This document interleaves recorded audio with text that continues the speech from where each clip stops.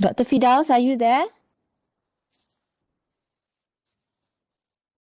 Yes. Yes, Dr. Murni, please. Now the floor is yours. It's already 9 a.m. Okay, we shall start now. Yes, please introduce our program to our participant and viewer, as well introduce our speaker. Okay, all right. Okay, we can start now. Thank you, Dr. Fidaus. All right. Assalamualaikum, salam Ramadan, and a very good morning, everyone. First of all, welcome to International Institute of Aquaculture and Aquatic Sciences Distinguished Lecturers Series webinar. For your information, this is our third seminar. Dr. Fidaus, can you please mute your mic? Oh, thank you. Sorry. All right, thank you. Okay. So this is our third seminar with the title of Technologies and Discoveries for Sustainable Development, Renewable Energy and Innovation in Aquaculture. And my name is Murni Karim. I am the head of Sustainable Aquaculture Laboratory at I-Aquas, and I will be serving as your moderator today. In this webinar, you will be hearing presentation from 3 honorable speakers with interesting topics that related to the webinar theme. And before we get started, we appreciate if all of you can mute your mic during the presentation.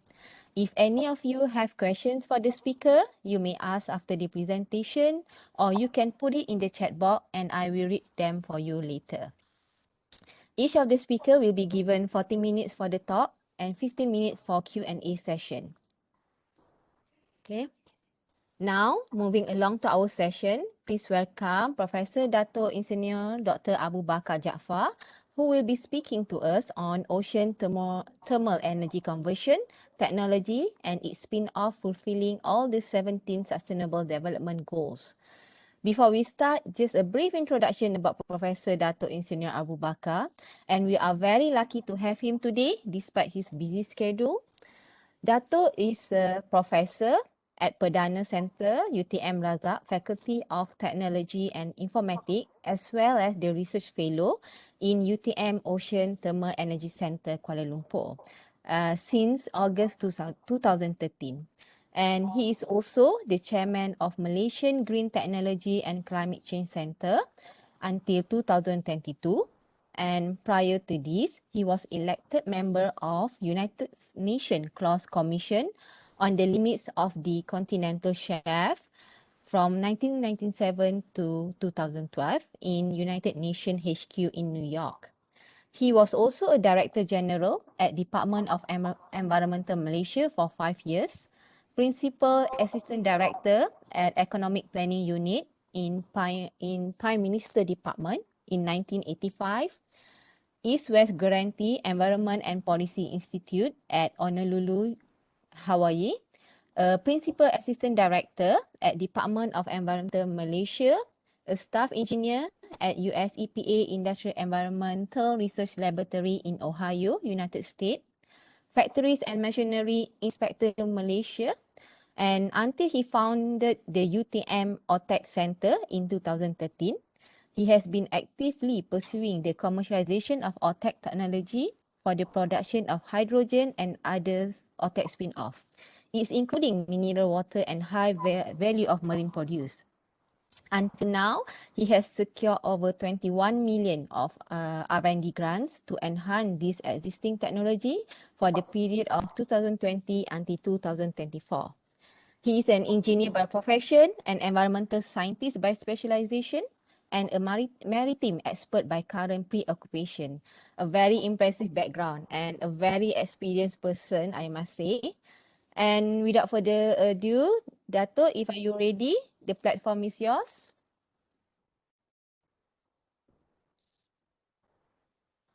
Thank you very much, Professor Murni. I appreciate you can play my pre-recorded presentation. Sure, Dr. Firdaus will do that. Thank you. Thank you. Assalamualaikum warahmatullahi wabarakatuh. Good morning, selamat pagi. First of all, I wish to thank the organizers for having invited me to this very special day, Earth Day, to speak about the subject relating to ocean thermal energy conversion, in short, Otec technology, and its spin-offs that could fulfill all the 17 Sustainable Development Goals of Malaysia. And this is the outline of my presentation. I will touch first the history of Earth Day, then talk about energy from the sun, the heat, and third is on ocean thermal energy. And I must say it is the most competitive source of renewable energy in the tropics.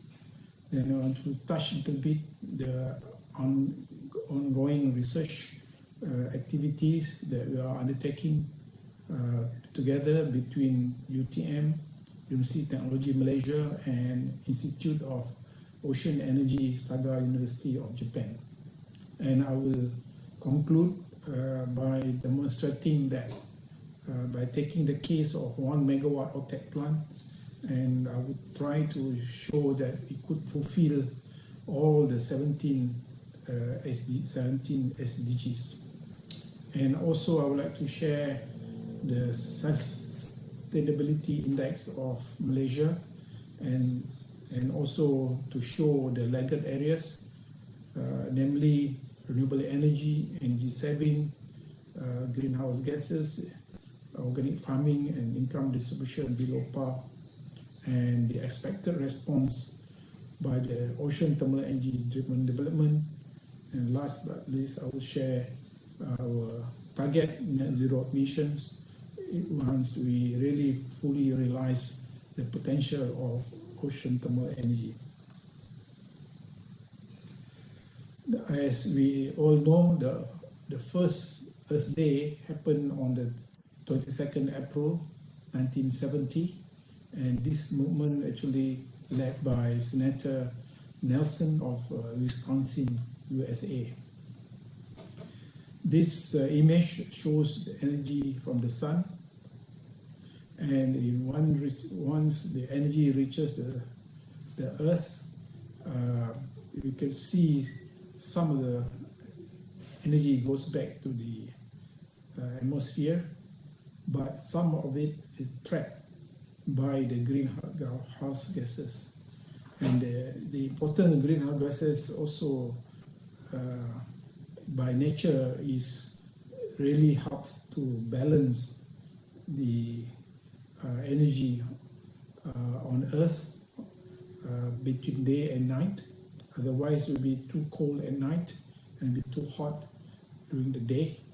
But the problem is we have emitted too much greenhouse gases beyond 350 parts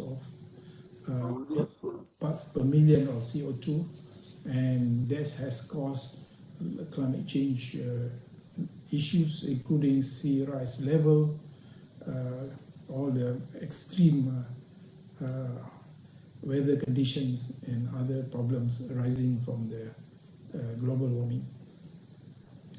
And as we know, the Earth, 70% of the Earth is made up of the ocean and 30% the land part.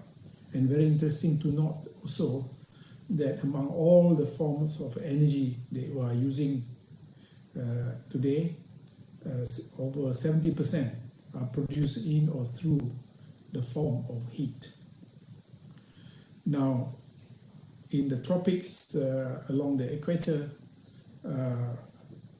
most of the energy from the sun is stored in the water columns in the tropical regions, as shown in this figure. And this heat can be harnessed and converted into power.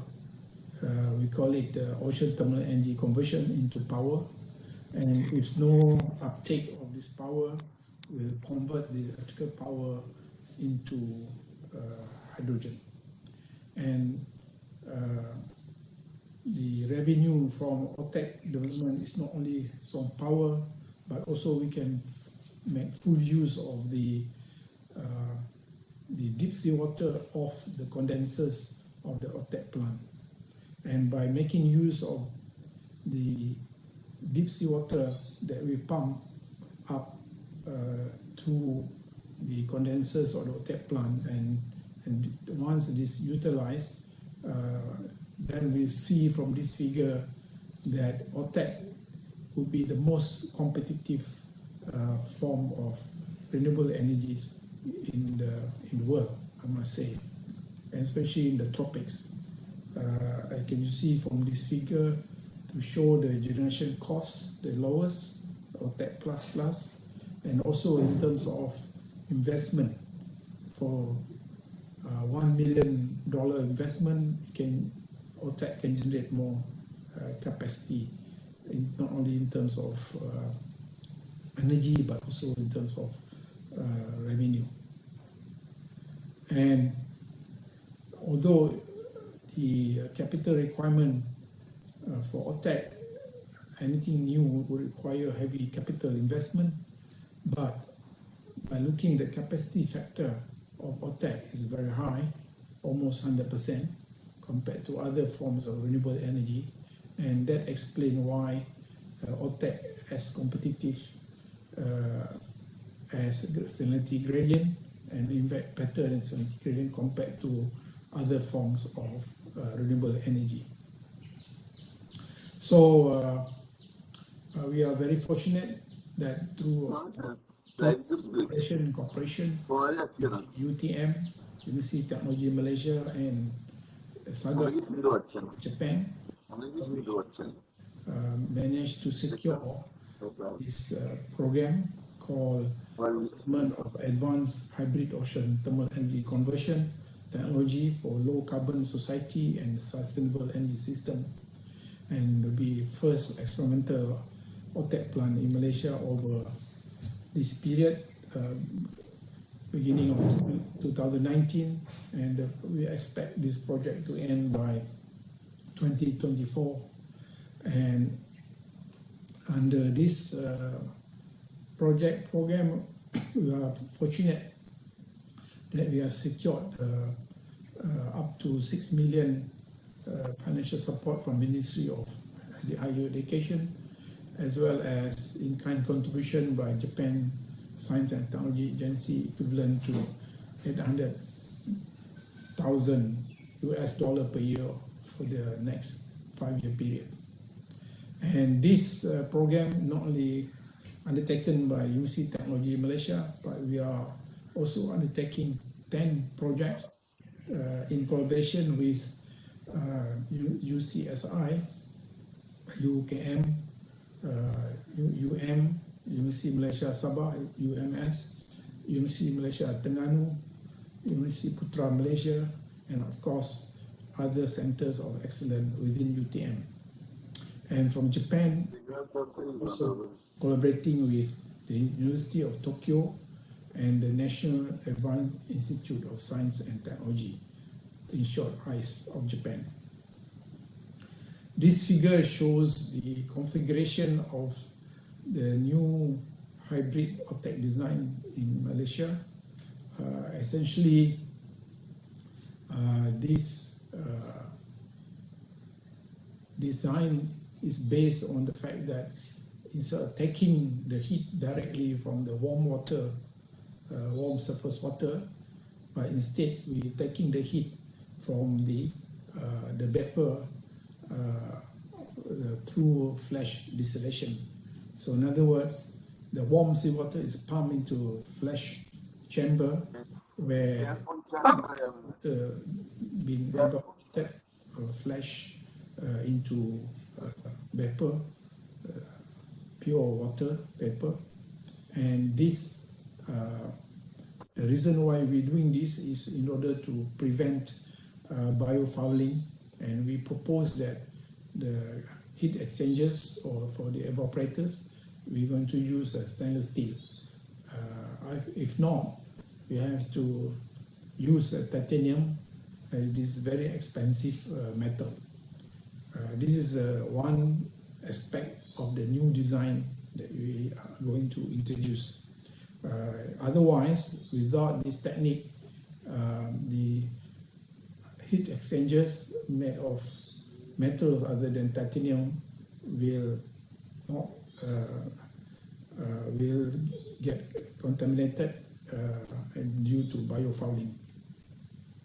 Another aspect that we introducing in this hybrid system is that we are introducing new working fluid, nano fluid, together with graphene and other nano materials.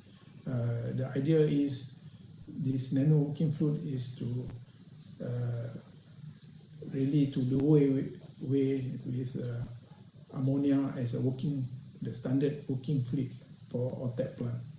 And by doing this, also hopefully we could really extract the heat from the surrounding seas and not necessarily from the deep waters where the present technology of Otec requiring at least 20-degree differential between the surface water and the deep sea water. And also in this experiment, we also going to demonstrate that the cold deep sea water that we pump through the condensers are going to be fully utilized. And we're going to have two major experiments here. One is to culture the high-value seaweed like the umibudo, and also to culture the high-value marine produce, the like of abalone. And the next figure shows the pictures of the seaweed, umibudo, and on the right is the abalone. And for the experiment, we're going to generate the chill water system in lieu of the future utilization of cold deep sea water of the condensers of Otec plant. At the same time, our project has successfully developed home unit seaweed culture, and this can be now this culture is ready for commercialization. Another aspect of utilization of deep sea water by having to adopt the Takomi project introduced by Professor Kazuyuki Oichi of the University of Tokyo, meaning to say that the deep sea water release of the condensers can be released into the surface of the ocean, and that will promote the growth of phytoplanktons, and that will attract boost the growth of zooplanktons, and that will attract small fish, and small fish will attract big fish, and big fish will attract bigger fish. This is another interesting application of deep sea water. And now I would like to conclude by sharing with you this is from the case study of 1 megawatt Otec plant, and that could really fulfill all the 17 SDGs. This case study also based on the the successful implementation of the utilization of deep sea water at the Kamojima Island in Okinawa, Japan. And SDG number 1 on poverty and the income level, we can expect to go up to 15,000 per capita for 1,000 people.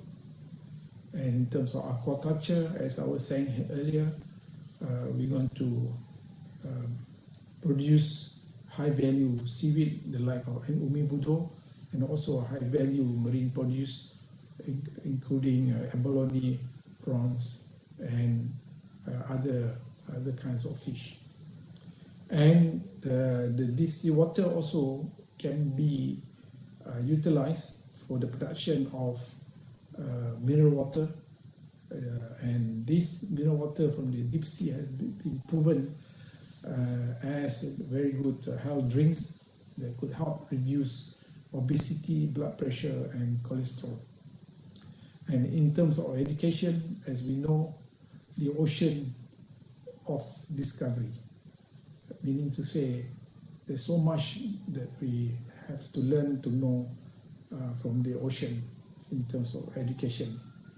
And in terms of agenda, of course, by having these new technologies that could attract the greater participation, especially the women folks, to really be engaged in a range of activities as part of the Otec spin-offs. And as I was saying here, the SDG 6, by injecting the deep sea water into flash chambers, for instance, we can generate clean water at least for 1,000 people, and this has been proven also in India. And the amount of power of megawatt generated, it is equivalent to 5,000 barrels of oil, and that's quite significant. And also in terms of SDG number 8, we believe this application of this new technology can promote the high quality growth, especially in those untapped sectors. And ocean thermal energy, SDG number 9, has been identified as one of the 21 most impactful emerging technology in the 21st century. And also we believe that the commercialization of ocean thermal energy and its spin-off industry also could help improve our income distribution.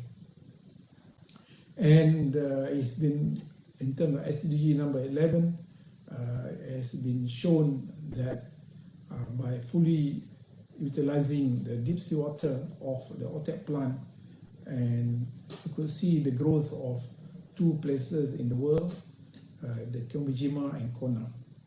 And this is very interesting.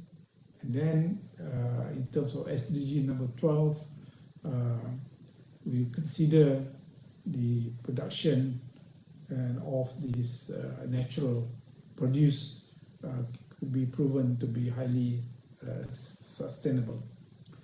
In terms of meeting the SDG number 13 for climate action, and as I was saying earlier, that in generating 1 megawatt Otec power, and that could help offset about 8,000 tons of CO2. And in terms of SDG number 14, as I was showing earlier, this is another illustration of Takumi as to capture fishery. Instead of spending too much energy catching fish in the open sea, we could really attract all the fishes into the Takumi type of structures, where by using the rich deep sea water to promote the growth of phytoplanktons and zooplanktons that could attract small fish, big fish, and bigger fish. And SDG number 15, what has happened in Big Island in Hawaii, where they have established the Otec parks, and similar park also has been well established on the Komijima Island in Okinawa, Hawaii. And I would say utilization of ocean thermal energy also is part of the strategy to make full of the ocean, and as an important contribution to the maintenance of peace, justice, and progress for all peoples of the world. And this is also in developing the ocean thermal energy, and its development also has proven of a greater participation and involvement of the public, the private, and the community. And in short, I would argue that ocean thermal energy driven development could easily fulfill all the 17 SDGs. And look at the sustainability index for Malaysia, and it's very clear from this figure that the laggard areas, especially in terms of renewable energy, energy saving, greenhouse gases, and organic farming, as well as income to distribution. And I think these laggard areas could be fulfilled, could be overcome by the expected response by the forthcoming ocean thermal energy driven development of at least 26,000 megawatt of the state of Sabah and Sarawak in Malaysia. And this figure shows the deep waters of Sabah and Sarawak. The figure, the color in blue shows where the waters deeper than 700 meters, and that's where we could harness the heat from the surface of the water to generate at least 26,000 megawatt of power. And we also have identified the first two Otec potential sites in Malaysia, one of Pulau Kalumpang of Tawau, Sabah on the left, and the second one of Pulau Lalayang of Sabah also. And of course, there are other potential sites we have identified in this figure. Now, in terms of trying to achieve our target in terms of net zero emissions, here I would like to illustrate the fact that if business as usual, the total greenhouse gas emission is projected to increase on average at 3.5% per year. That is from 56 million tons of carbon in 2015 to 94.5 million tons in 2030. Now, this projected emission by 2020 could be easily offset by investing in 11,000 or 12,000 megawatt Otec, assuming that 1 megawatt of Otec power could offset about 8,000 tons of CO2. And this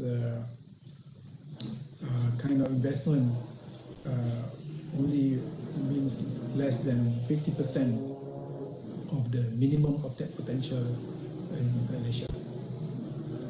So let me conclude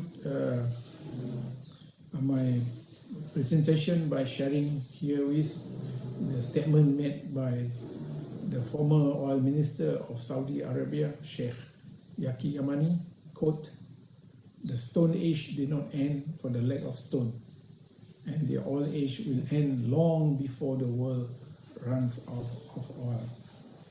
And this same statement also has been paraphrased by the former energy advisor to President Obama, Dr. Stephen Chu, Nobel laureate in physics, and quote, "The Stone Age did not end because we ran out of stones.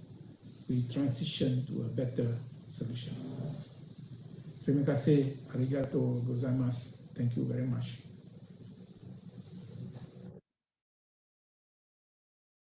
Okay. Bismillahirrahmanirrahim. Thank you very much, Professor Dato, for addressing this interesting topic. Even though this is recording video, but we have Professor Dato with us today.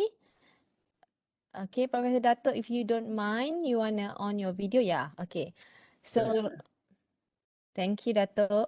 Now is the Q&A sessions. I think before we open to the audience, I will start with the with one question from the chat box. Okay, it's from Dr. Lina. Prof. Dato, how many % total energy you think Otec technology can supply to the total population needs in Malaysia, replacing the current reliance on petroleum? Okay, thank you. That's very good questions. As I was saying earlier, the total potential of Otec based on the current technology, at least 20,000 megawatt. And as we know, that's almost slightly over or almost about the total installed capacity of power in Malaysia now. Of course, this is only for power generation here. And I must say, according to the projection made by Professor Ibrahim Vincer, that within this century, 21st century, the oil will still be there. It will continue to be used, and there are other sources of energy. But I think, according to his prediction, over 50% by mid this century, in terms of energy carriers, the dominant energy carrier would be hydrogen fuel. So we are also now really targeting that if no takers of Otec in Malaysia, we will convert that power into hydrogen fuel. And of course, if you want to transport for long haul, then there's new technology that we need to work on, this conversion of this hydrogen gas into a solid state hydrogen. This will be our future plan.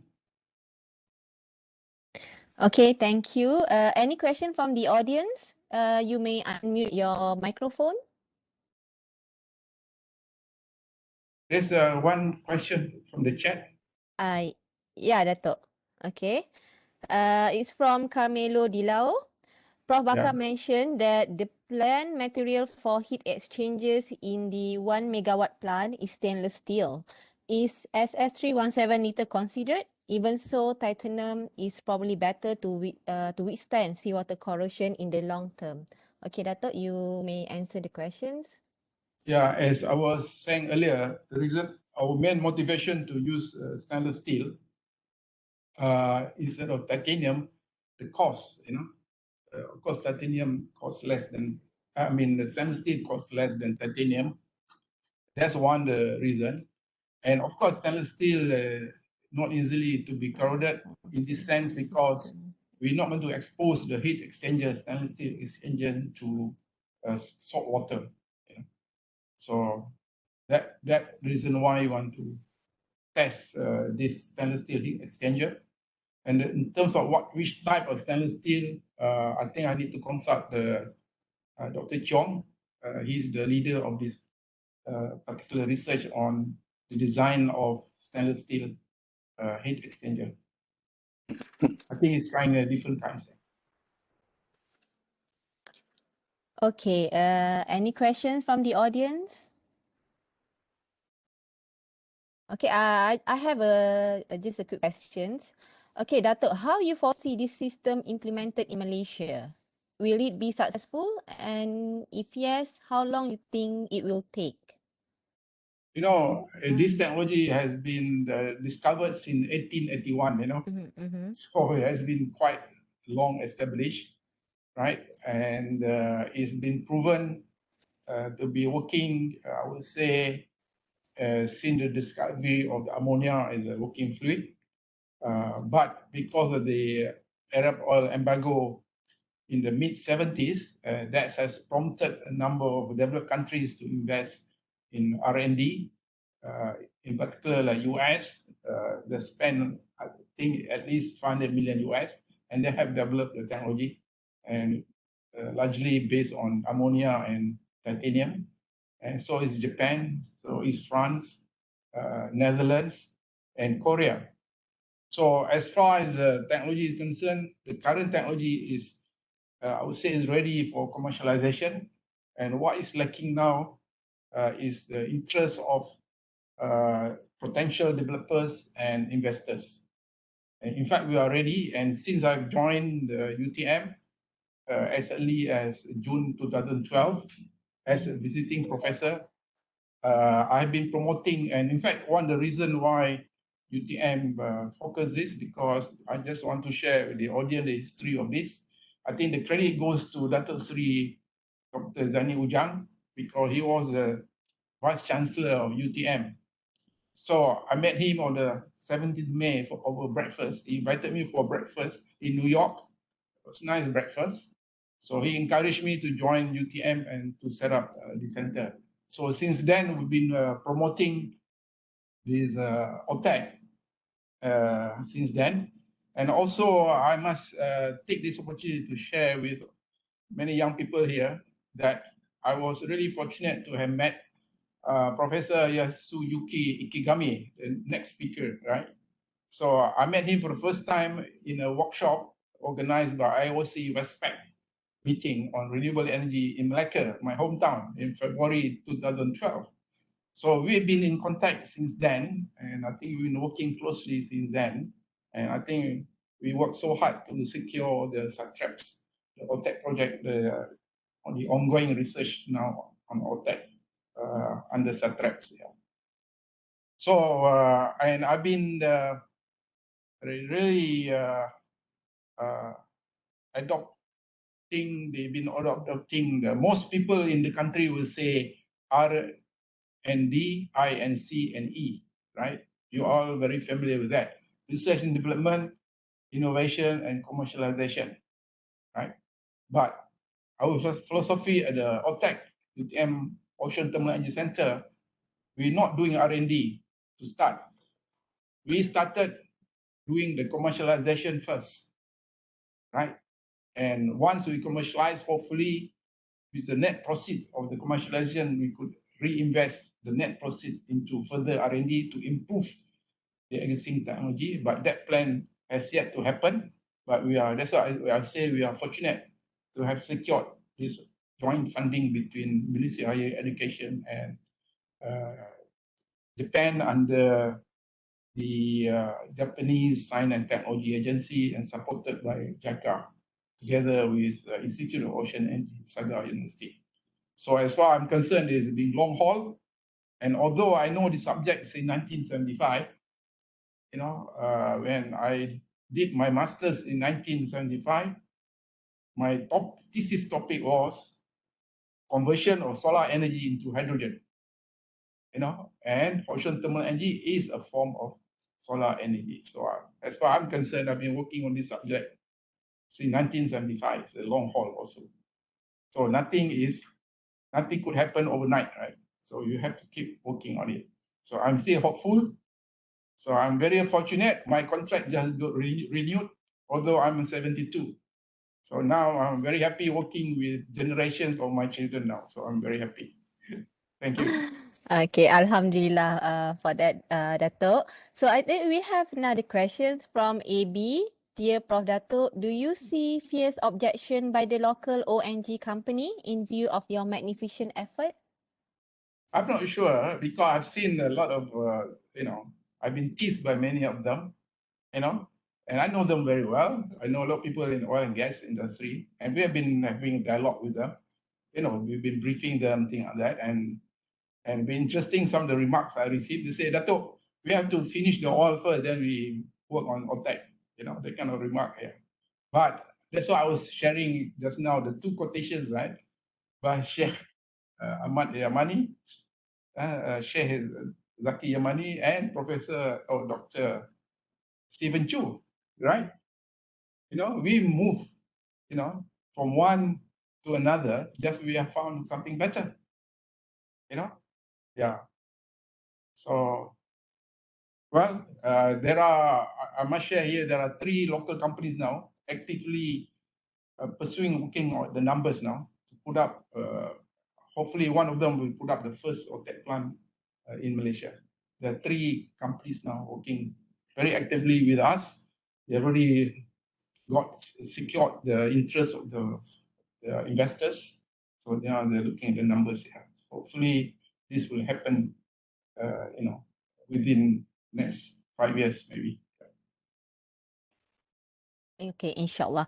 Okay, I think Inshallah, we have 5 minutes, and then we can take a few questions. Yeah. And one is from Jessica Posterary. Yeah. Dato, are there any estimates yet for economic parameters such as levelized cost of energy, for example? If yes, is Otec able to compete with the prices of current energy generation technologies in Malaysia?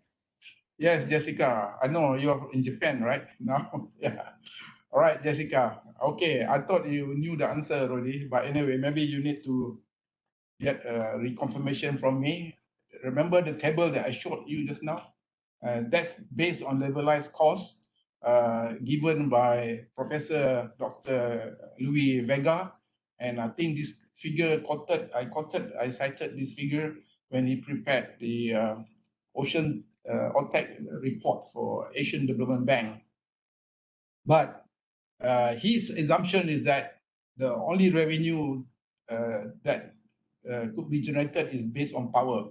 But as I've already briefed just now, actually there are other streams of revenues, right? So I would say I can challenge anybody that we can compete with any tariff given by any other sources of energy. For instance, just power alone is 13 cents US per unit kilowatt hour.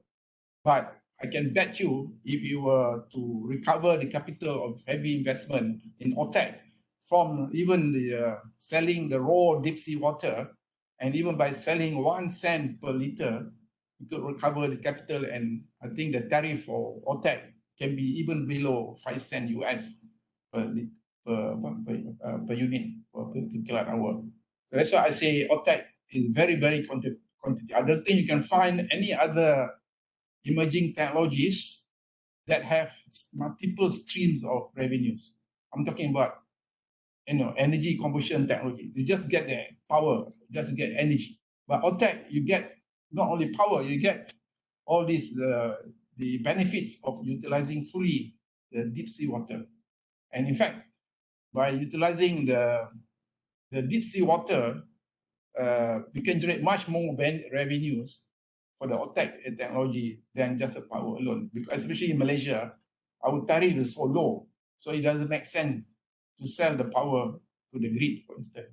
Anyway, it's not practical anyway to sell the power to the grid because our deep water is very far away from the land, 60, 70 kilometers. So the logical way would be to convert the excess power or untapped power into hydrogen fuel. That's our strategy. I hope I answered you, Jessica. Okay, Jessica, I hope that the answer is very clear to you.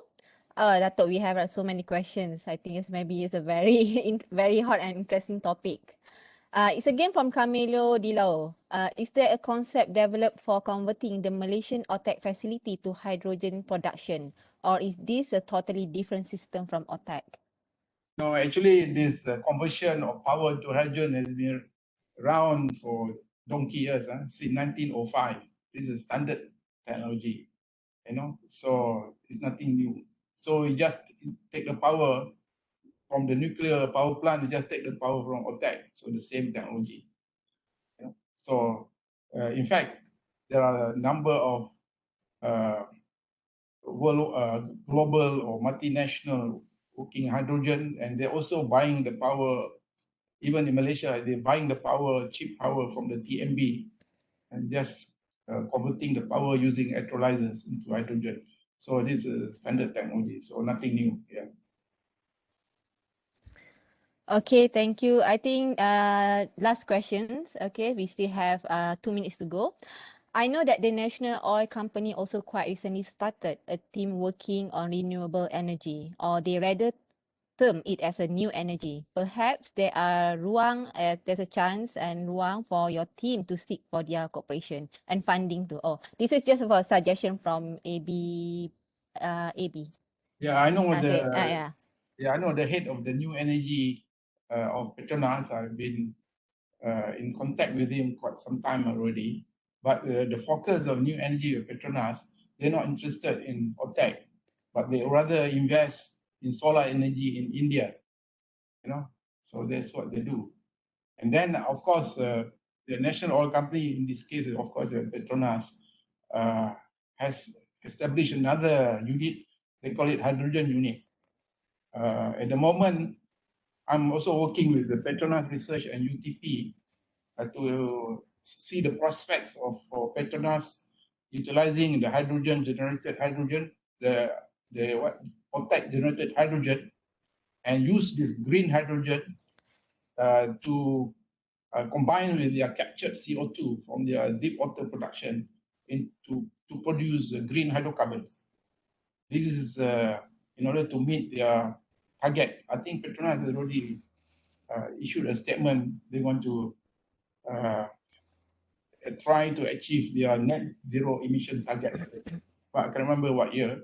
So this is one way to. Otherwise, they try to capture CO2 and store it in the ground, right? And that doesn't really quite make a good business sense, because you spend a lot of money, but you don't get any benefit out of it other than meeting the climate change mitigation targets there. But now our offer is that the deep sea water production of Petronas could coexist with our Otec plants, you know, side by side, and they could make full use of our hydrogen, combine their captured CO2 to produce green hydrocarbons like green methanol or green ethanol. So we are now working closely with them on this. Okay, all right. I think that's all the questions. Thank you, Prof. Dato, for the talk and answering all the questions clearly. So we wish you all the best, and may this technology will be successful, inshallah, and definitely will be beneficial for our future generation. Okay, thank you, Dato. So now we move to our second speaker. Our second speaker is Professor Dr. Yasuyuki IKEGAMI. He is a leader of Otec Division, Institute of Ocean Energy, Saga University, Japan. He has done research on the optimization of Otec system, heat exchanger for Otec and byproducts in laboratory at Saga University for 26 years. Recently, he has been investigating an Otec system on using ammonia or water mixture as a working fluid. He has been collaborating on this project that involves several countries, including Republic of Palau, India, and Korea. He is an expert in energy conversion engineering, thermodynamic engineering, and heat transfer. Other projects include the anti-fouling of heat exchanger, development of turbine, and control system for Otec. Prof. Dr. IKEGAMI has served as a visiting professor at Duke University and Deputy Director at the Institute of Ocean Energy at Saga University. He is the recipient of numerous awards, including the Hatakeyama Award by Japan Society of Mechanical Engineering and the Global 100 Ecotech Award. He is a member of several organizations, including the Japan Solar Energy Society, the Heat Transfer Society of Japan, and the Japan Society of Energy and Resources. Wow, that's a full of energy. And Prof. Dr. IKEGAMI will be talking on renewable energy and innovation promoted by ocean thermal energy conversion in Malaysia and achieving SDGs as global leader of Malaysia. Please welcome Professor Dr. IKEGAMI. If you are ready, the platform is yours, Prof.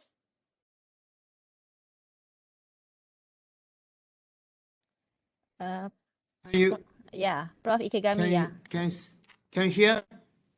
Okay. Yeah, but we hear some echo at the back. Yeah, you may start now. Then. Is okay? Yeah, clear. Okay, Prof.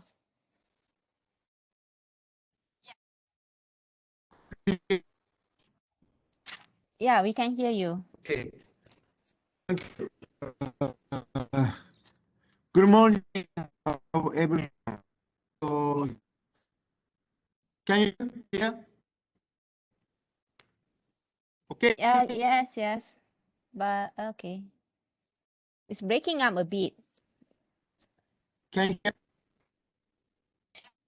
Okay. Thank you. Let's start. So, yeah. Good morning, everyone. So I'm very happy to have this opportunity. I very appreciate UPM universities. So I would like to cannot.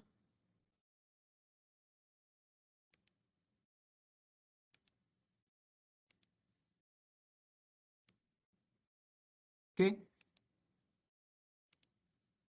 So Yeah. my title is Renewable Energy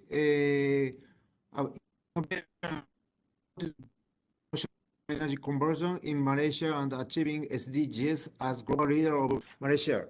So Professor Absan introduced our SATREPS project. This project now promoted by Malaysia and Japan. So I would like to explain in detail and recent Otec technologies, and this is we would like to introduce how to promote aquaculture using Otec technologies.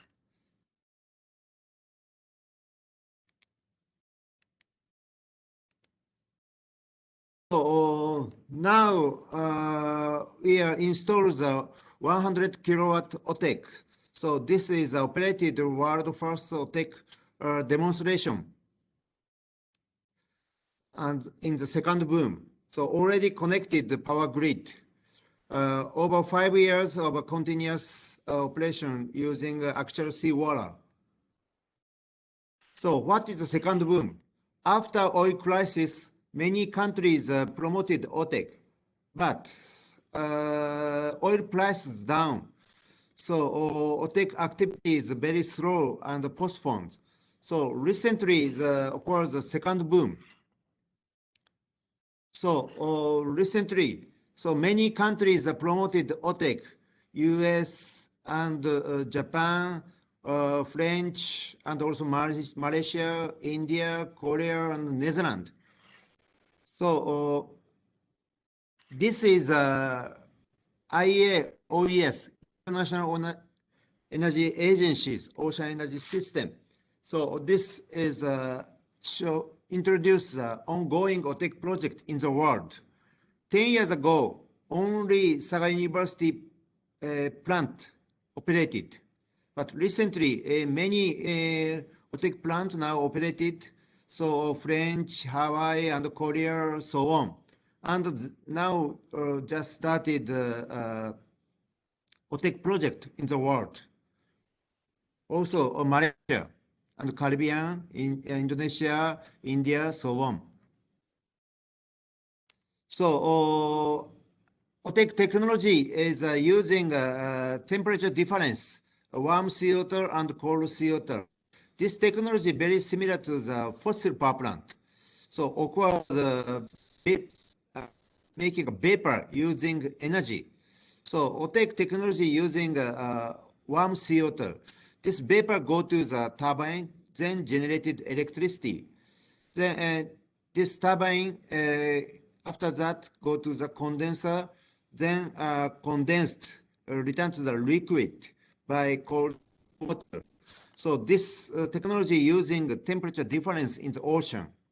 So as you know, temperature profile existing. So this temperature profile, this temperature difference, warm CO2 and cold CO2 temperature difference, this meaning is the potential of the Otec.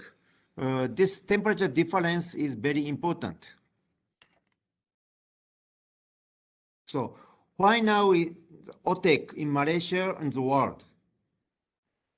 So one reason is the technology improvement. Second reason is stable energy. Otec has a baseload energy characteristic. So as you know, we're now promoting wind and solar, but all renewable energy, solar and wind is unstable. But Otec is, we can generate stable like geothermal energy power plant. So this is a temperature, ambient and seawater temperature varied. So it's warm seawater, cold seawater. So this is ambient temperature. Stable even during the over 30 years abnormal weather in the Kumejima, but warm seawater, cold seawater are stable. So Otec can be generated stable energy for the 24 hours. So what is the technology improvement? So after oil crisis, US and Nauru and Japan is a many project, but this evaluate in the 1980s. Technology, Otec is a technical feasible, but not economical. So, but recently is a spotlight again due to the technical improvement and the change in the social situation. So one technology improvement is developed of the high efficiency thermal cycle for the Otec using ammonia and water mixture and double Rankine cycle and hybrid Otec cycle. So this technology, Otec technology, already applies to the waste energy, commercialize of the power generation using small temperature difference with ammonia-related working fluids applied by Otec technology, 3 megawatt, 2 megawatt, 4 megawatt. And intake offshore technology is very developed, has been developed, and already developed the commercialized size Otec heat exchangers for the special heat exchanger for the Otec already developed. So Kobe steel companies and Saga University developed the high performance heat exchanger. Normal surface heat on the titanium, so the normal surface is very small. But this our developed special surface heat exchanger. So polka dot we made it by very cheap technologies, but including by efficiency. So this technology is on the same time manufacturers we can develop. So we expect we can get high increasing performance as a 23%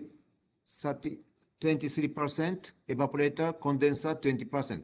This meaning we can decrease the cost and the heat exchanger heat area we can decrease. So using our developed technology, so applies Kumejima Otec plant. So using this plant, we tested power generation demonstration as established of the Otec system and using our experimental data 1 mega and 10 mega, and we established the multi deep seawater use system. So this is one of the experimental data. So we can get more higher than experimental data than designed data. So this line is design data, but this experimental data is over the design data. So many developer of the governor occurs biofouling in the Otec system, but Kumejima not occurs biofouling for the warm seawater site because 4 years operation, because Kumejima is seawater very rare bacteria. So not rich the nutrient. So this not occur the Otec system. This is a good benefit result.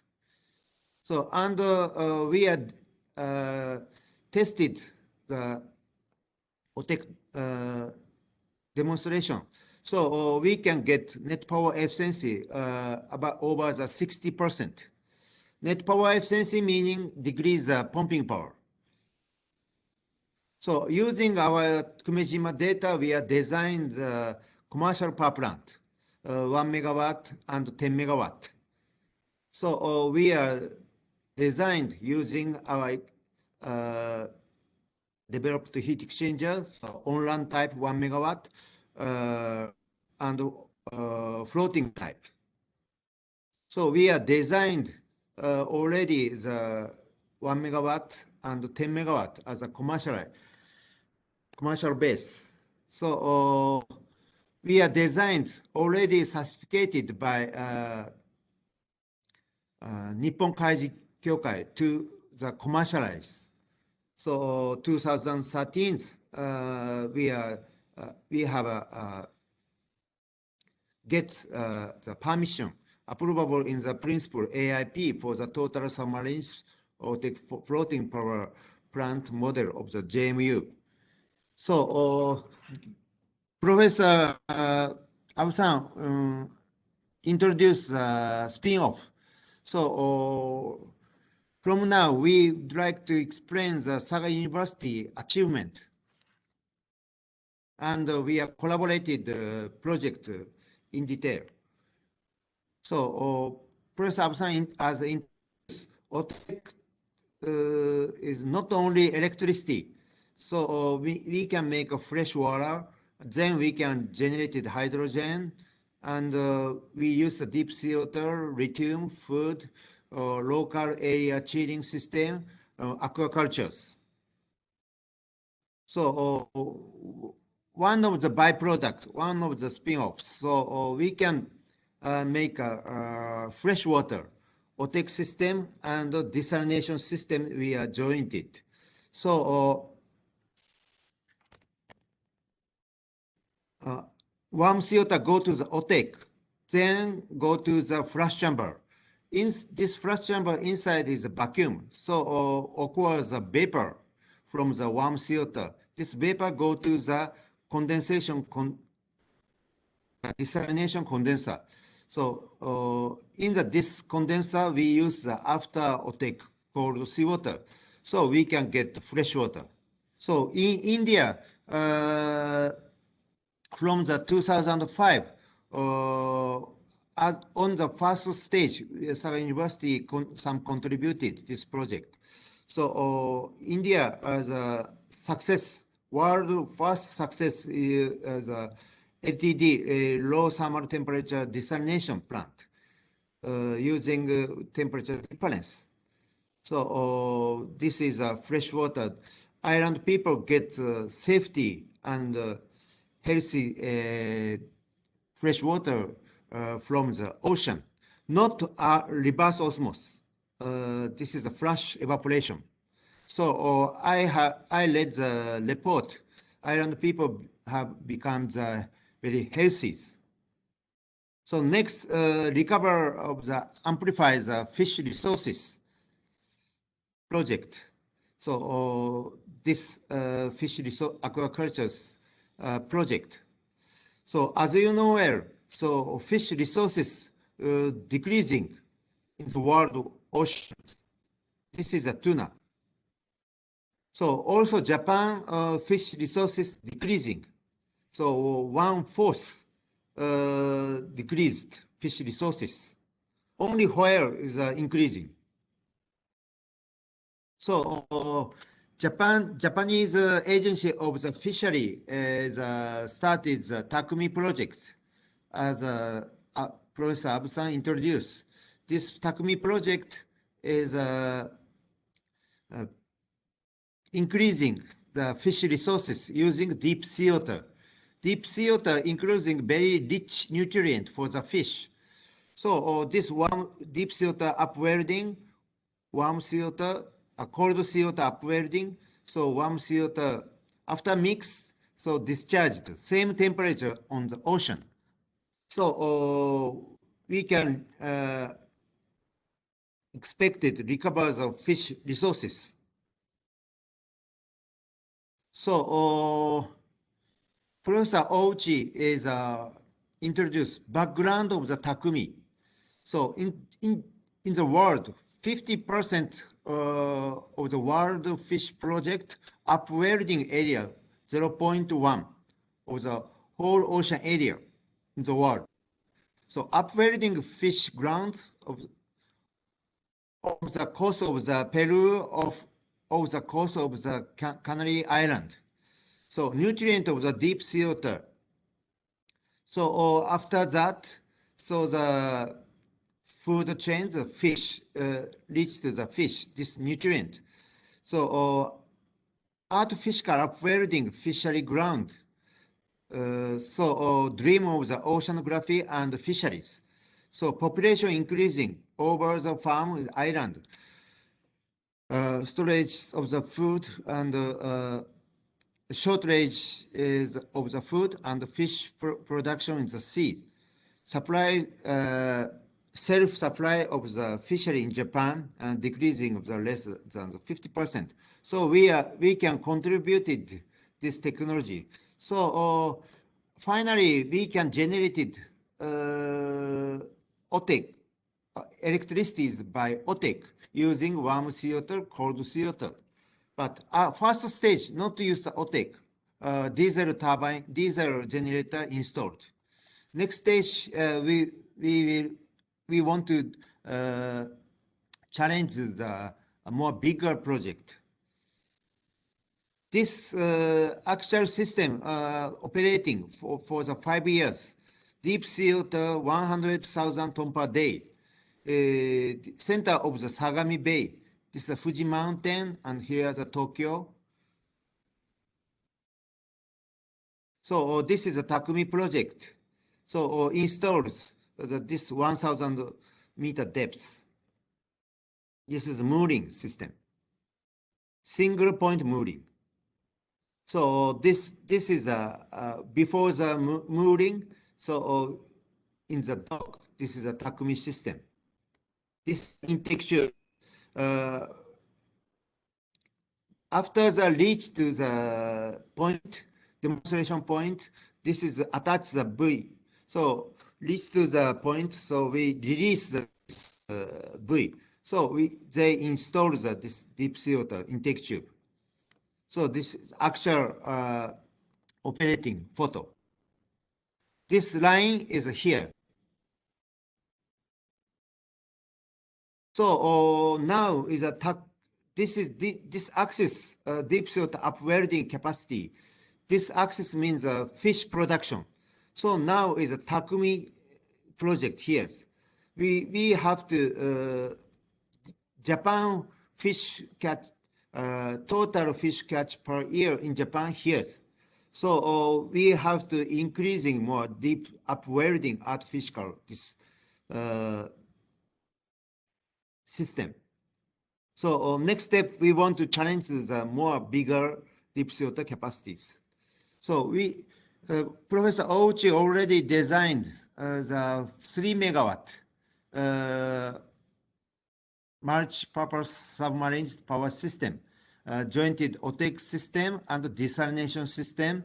So this system, deep sea water intake the 500,000 ton per day. So this is 5 times less than this project. So NOAA announced global warming's effect of the after global warming. As you know, where temperature increasing of the warm sea water, upwelling is decreased. So nutrients decrease. So fish resources in decrease. So this black area is fish resources decreasing. So we contributed this Otec technology and Takumi project.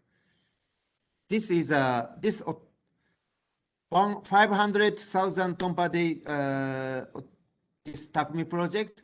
We can generate it 3 megawatt. Finally, power 2 megawatt. Self artificial deep CO2 upwelding project. So university has an ocean water simulation system. So not only flow, we can control the temperature profile. So we can test it. This is a nutrient discharged. We occur the temperature profile, so we can simulate it. This discharged nutrient fishery. Of course, we can simulate it using a computer, but this experimental research is very important. So the third byproduct recovers the rare metal from the ocean. So lithium, this is rare metal. So as you know well, lithium is very important for the vehicle and battery, mobile, so on. Unfortunately, Japan don't have a lithium. Japan have to import it from the overseas countries. So, but Japan has a very huge area, oceans, economical area. So 6 areas in the world. So ocean is very including the lithium, but very, very rare, 0.1 to 0.2 ppm. So this figure shows the economical potential of the lithium recovery from the ocean. This axis market price. This axis concentration in the sea. So this axis is the borders are economical possible. This area is economical difficult. Lithium now positioning in this close to this border. So we can increasing the this is a economical market. So we are technology. So we can increase. We can expect it more economical lithium recovery system. So Saga University Professor developed absorption columns for the lithium recoveries using oxygen manganese. So Saga University has a lithium recovery system. So actually we can get the lithium from the Saga oceans. Now is this economical price is very high cost than imported material, but we can expect it to decrease this cost and near future increasing lithium price because lithium is very important to this new centuries. So this result, lithium, we can concentrate it 11,000 concentration ratio. This is world record. So this is very high performance. So next we can Professor Absan introduce a Kumejima model for the Otec and advanced deep CO2 utilization to achieve SDGs. So Kumejima now promoted water, fruit, energy, self-sufficiencies using Otec and deep CO2 through sustainable island societies. So in Japan, now 16 sites already installed deep CO2 intake tube. So from the Hokkaido, very northern area, so to the Kumejima. Actually, Kumejima more southern here. So Kumejima is the biggest warm CO2 intake facilities. Another intake facilities below the 4,000 ton per day, but Kumejima 11,000.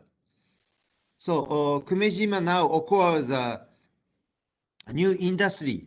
Before the intake deep CO2 application industries, sugar cones is the biggest industry in the Kumejima.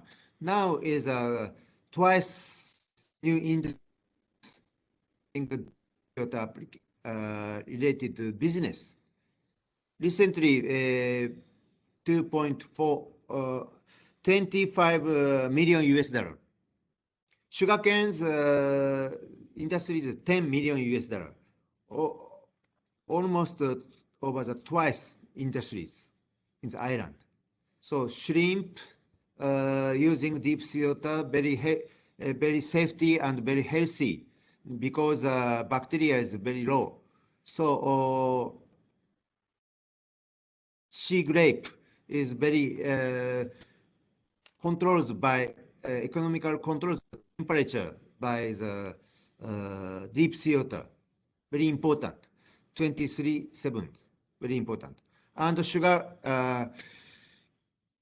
spinach. In the Kumejima cannot grow up the spinach because in summer it's very high temperature, ambient. So what if we use cold cooling pipe using deep sea water, so in Kumejima grew up the spinaches. So already Kumejima grown spinach sold in Okinawa. So now Kumejima now installed the 100 kilowatt. So if we use the more more generated Otec power plant, for example, the 1 mega Otec, so we have to install more bigger intake tube. So almost 10 times scale. So and many industries required deep sea water. Now lack of the deep sea water because many industry want to use more deep sea water. So Japanese government this year already decided, just started the pre-feasibility study for the installed deep sea water intake tube 10 times. Now 10,000 intake tube now installed.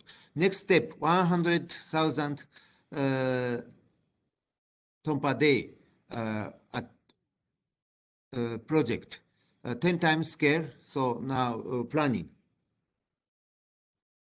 So Otec cost. So small Otec is not economically for the island electricity.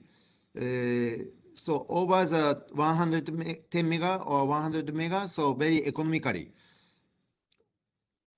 By the way, so if we jointed deep sea water byproducts industry and Otec electric industry, after jointed this byproduct and spin-off and Otec generation, we can decrease the electricity cost because we can share the intake tube cost. Very important.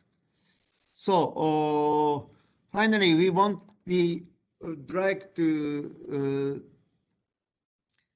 introduce Malaysia now. Professor Abu-san already introduced. We started SATREPS project on ocean thermal energy conversion in Malaysia as achieved SDGs as global leader of the Malaysia. So now Malaysia promoted this SATREPS project. SATREPS means Science and Technology Research Partnership for the Sustainable Development. Using Otec technology, we want to contribute it achieving SDGs. So this SATREPS project supported Japanese government, JST and JICA and Malaysians, MOHE. So Japanese government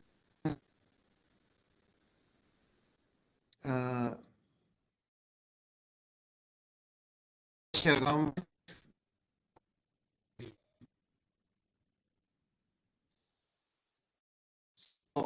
please reach to this web page. So Prof. Absan is a director of this project. Japan side is me. So 2 years ago, we have a kickoff meeting attended by Vice Chancellor from the UTM and from Saga University. So and the Japanese ambassadors joined this kickoff meeting. We are successful kickoff meetings. So Professor Abu-san has introduced, we are main target realize a hybrid Otec system. So this system is a new system combined Otec and desalination to promote the commercialize. So this side existing Otec technologies in like Kumejima. This side already realized technology desalination in India. So we are joined it as a one system. So this technologies very this equipment very important new equipment. So in this technology we developed this evaporation and condensation heat exchangers. So warm CO2 go to the flash chamber, then this steam, this condensation and evaporator. So this vapor go to this heat exchanger. Ammonia liquid go to this evaporator. So this in this heat exchanger occurs condensation and evaporation. This vapor evaporated by this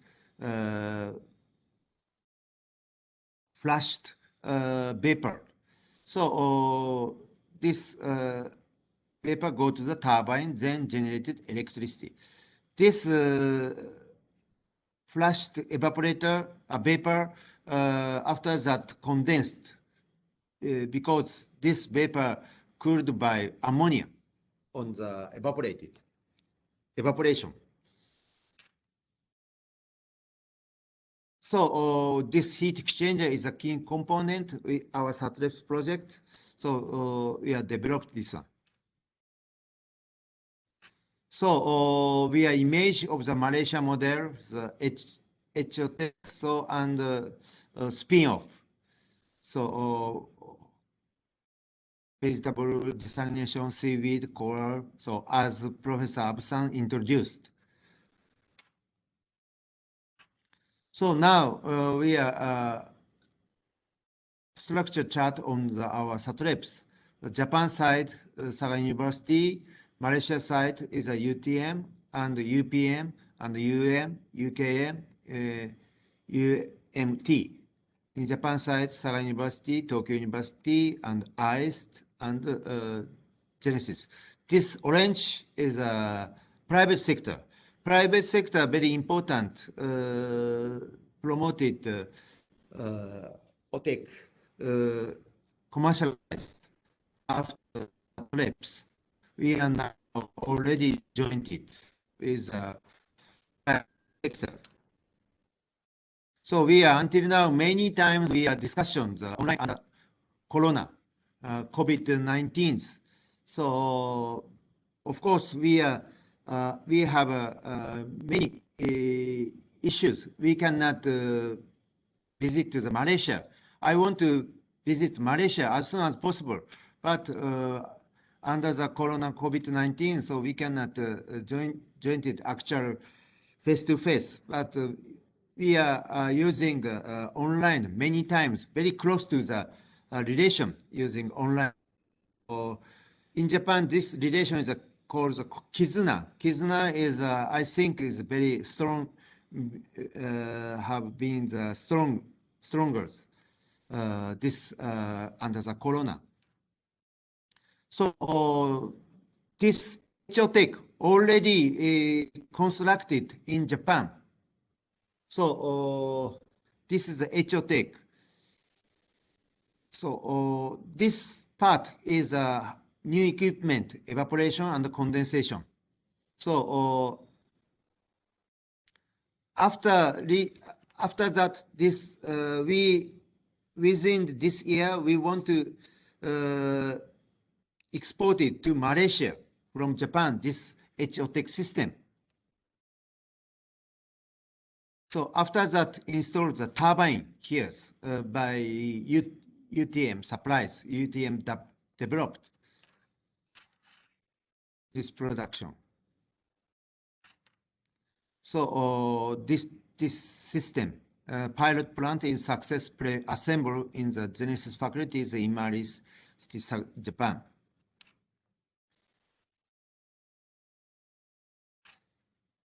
Turbine project in Malaysia UTM will be connected and located this area. So we designed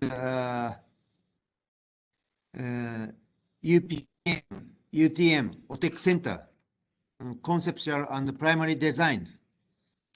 Within this year, this is constructed, so completed. So after completed this Otec Center, we want to install the from Japan. Yeah. So I expected this center, UTM Otec Center, is a center of the excellent in the world using new Otec technologies. We can expect it. So proposal area here. So Professor Abu-san as introduced, so Malaysia has a high potential, Otec potential. So after SATREP's project, so we want to contribute it, achieving SDGs using Otec system. Professor Abu-san introduced, Otec has contributed all SDGs goals. So this is a common roadmap to the commercialize. So now already success 100 kilowatt demonstration experimentation. So next we want to challenge to the 1 mega class. So then offshore 10 mega class. Then finally, so 100 megawatt commercial plant. So we are after SATREPs, we want to contribute it achieves SDG goals using our SATREPs Otec achievement for the sustainable supplies and SDGs from the Malaysia with. Thank you for attention. Terima kasih banyak. Okay, thank you, Prof. IKEGAMI, for the talk and sharing the data on Otec, and also for the introduction on Otec project that will be implemented in Malaysia. And now we open for questions from the audience. Okay, before that, I have one question from the audience. Okay, it's from it's from Dilao. Okay, Prof, you had mentioned that Otec is a stable source of energy. From experience in Otec plants operating in the world, what is the ability to operate continuously without downtime or interruption of Otec plant? Is it 90% or more? Thank you for your question, Dr. Dilao. Yeah. So as you said, we are expected 90% or more. But of course, as you know, it depends on the site. So Malaysia or Indonesia or Philippines, so very stable temperature source. So annually, we can expect it 90 or more %. But unfortunately, in Japan, so winter is very decreased. In Okinawa also, thousands to Okinawa. So this ratio, operation ratio, so we are decreased. But we can increasing this ratio by the design. This operation ratio is depends on the design. If we use the more costly, this percentage is we can decreasing. Okay. Thank you, Professor IKEGAMI. Just a follow-up question, if I could. Yeah, please. I'm talking about the reliability of a power plant, which depends on the malfunction or the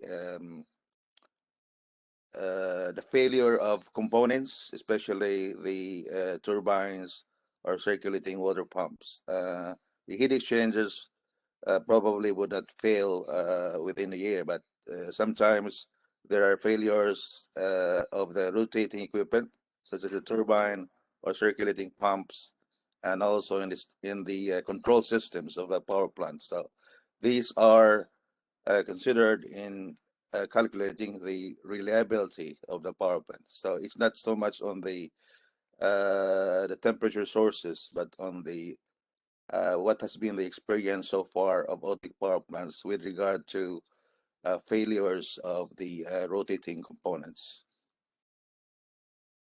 Thank you for the question, Dr. Dirao.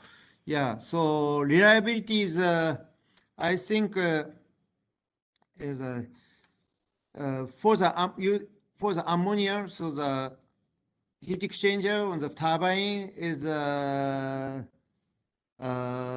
no problem. I think so. So under the 5 megawatt is a technology problem. Is there no technology but over the 5 or 10 megawatt, so intake tube. So large intake tube, so we have to challenge the demonstration test. So we want to test it intake tube. But as you know well, so Lockheed Martins are already developed four diameter intake tube. So but not yet tested for a long term. So I think we need the long-term demonstrated test using large scale intake tube. I think so. Okay, thank you very much. Okay, thank you. So we go to the next questions, but it's from Dr. Fadil Shukri. Dear Ikegami Sensei, in average, how many houses can the current Otec plant provide? And what is the estimated return of investment, ROI, for the Otec plant? ROI.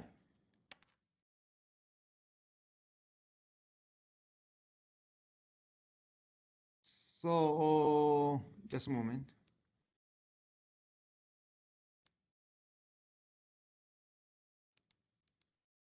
So ROI, so I think Otec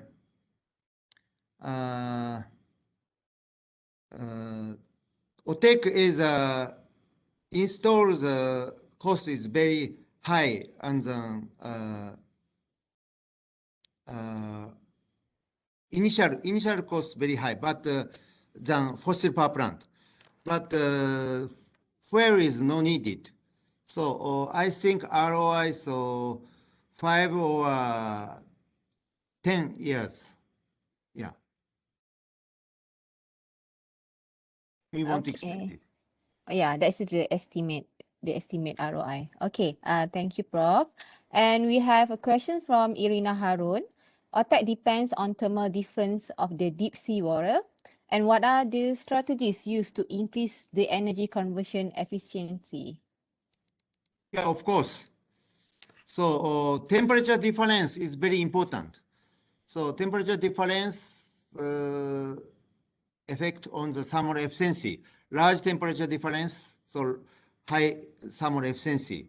At least over 20 degrees centigrade temperature difference between warm CO2 and cold CO2 we needed. More temperature difference, more high efficiency. For example, we can apply the geothermal. Geothermal 81 high temperature heat source 80 degrees centigrade, low temperature 20, so temperature difference 60%, 60 degrees centigrade. This thermal efficiency very higher than Otec.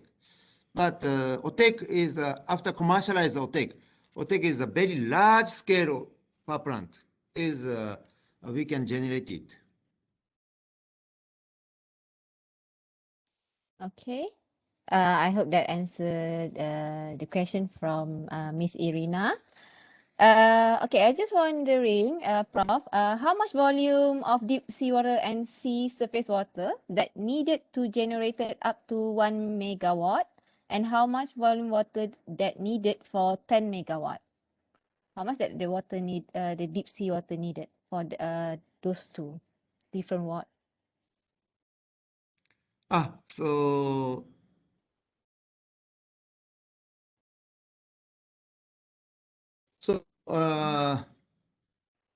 one 100,000 kilogram per day. 100,000 kilogram per day. 100,000 ton per day. So for the 1 megawatt. So Okay. 10 megawatt, 10 times. Yeah. Okay. Thank you. And again from Dr. Dilao, from the UTM Otec Center, what is the project total cost and who are the main project funders? Yeah, total project is about 5 million, including travel cost and human capacity in industry. So whole Satreps project in Japan side about 5 million US dollar, but only Otec system so cannot open. Sorry. Okay. Okay, thank you very much. Okay, thank you, Dr. Dilao. And from AB, okay, dear Prof. IKEGAMI, are there any ways deep sea water can be harnessed for inland aquaculture, either for marine or freshwater fishes? And any particular species that has been tested on or that you plan to be tested? Yeah, very important question. So harmonize artificial technology and nature, so we can keep the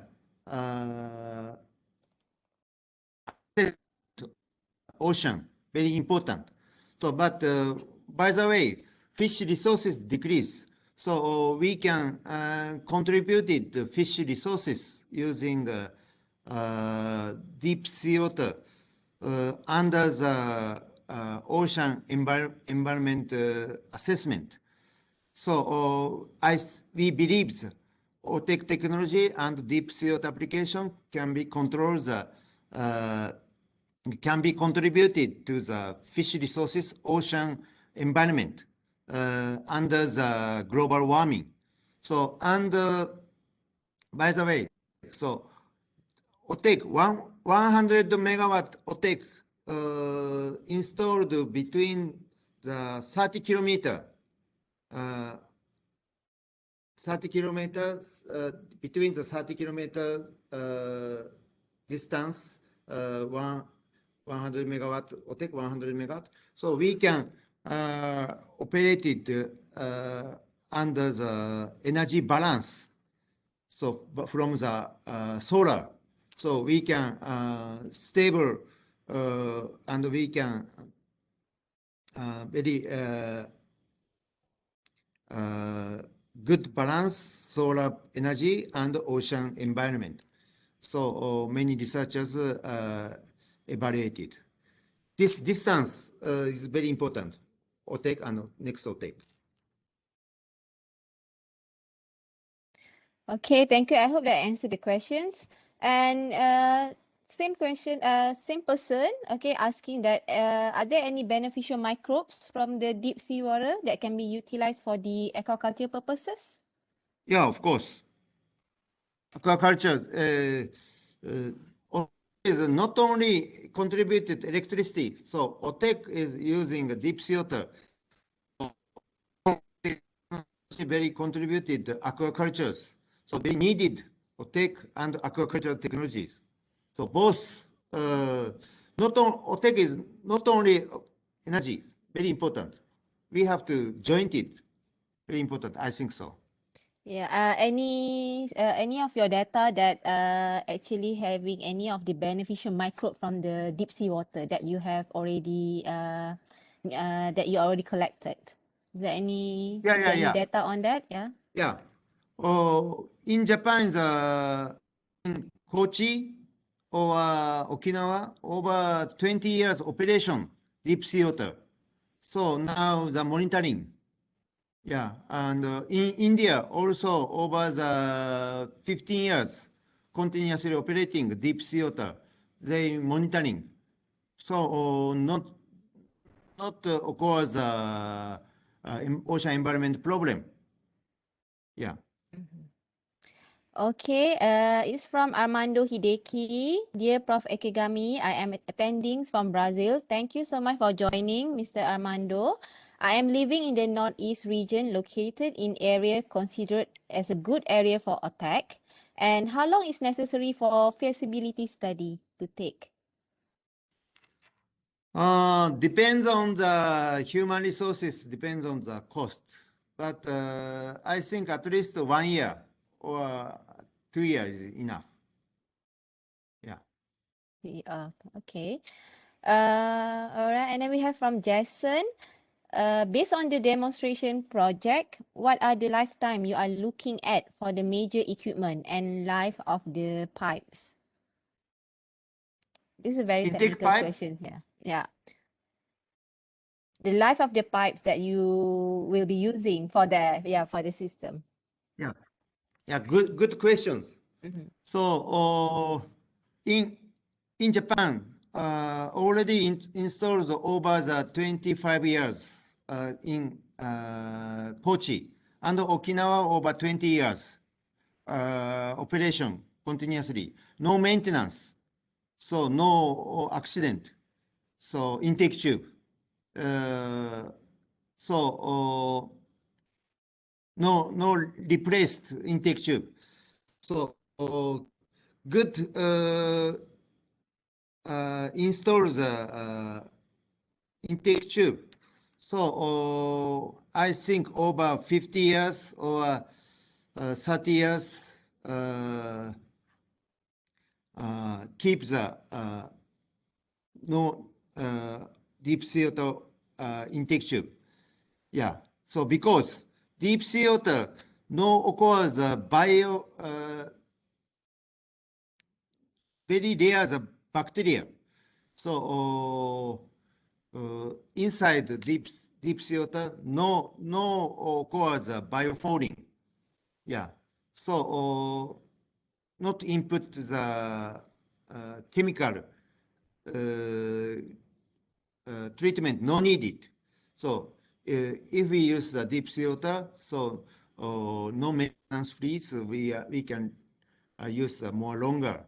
At least now 25, no maintenance, no changing. We can expect it to 30 or 50 years. Yeah. But it depends on the install method. I think so. Some countries occurs problem by hurricane or typhoon. Yeah. But in Japan is very Shimejima or Kochi is 25 years over, no problem. Okay, thank you, Prof. Okay, AB would like to rephrase his earlier question. It's regarding the beneficial microbe. The question is, are there any beneficial bacteria that you have found from the deep sea water and that can be utilized for the aquaculture activity? Yeah, Prof, please. Yeah. But aquaculture, as you know well, deep sea water have a nutrient. Bacteria is very rare than warm sea water, surface water. But nutrient is very rich than warm sea water. So this nutrient very important for the aquaculture, I think so. And this temperature cooler than warm sea water. So if you want to control the fish environment by the cheap heat source. So not chiller. Chiller you needed electricity. But if we use the control the aquaculture like deep sea water, so you can operate very cheap temperature controlled. I think very important. Okay, thank you. Now we go to the next question because we still have time. Yeah. It's from Dr. Clement. Thanks, Prof, for the wonderful presentations. Since we are using a large amount of water, what is the impact on the surrounding species? Also, for the parts of the Otec technology, what is the shelf life?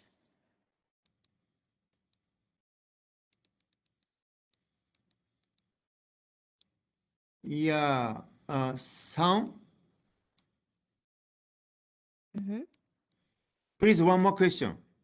Oh, okay. You want me to repeat that question again? Yeah. Okay. Since that we are using a large amount of water, what is the impact on the surrounding species? And for the parts of the Otec technology, what is the shelf life? It's from Clement D. Cruz. If you want to see, it's on the chat box. Yeah, so good question. So we are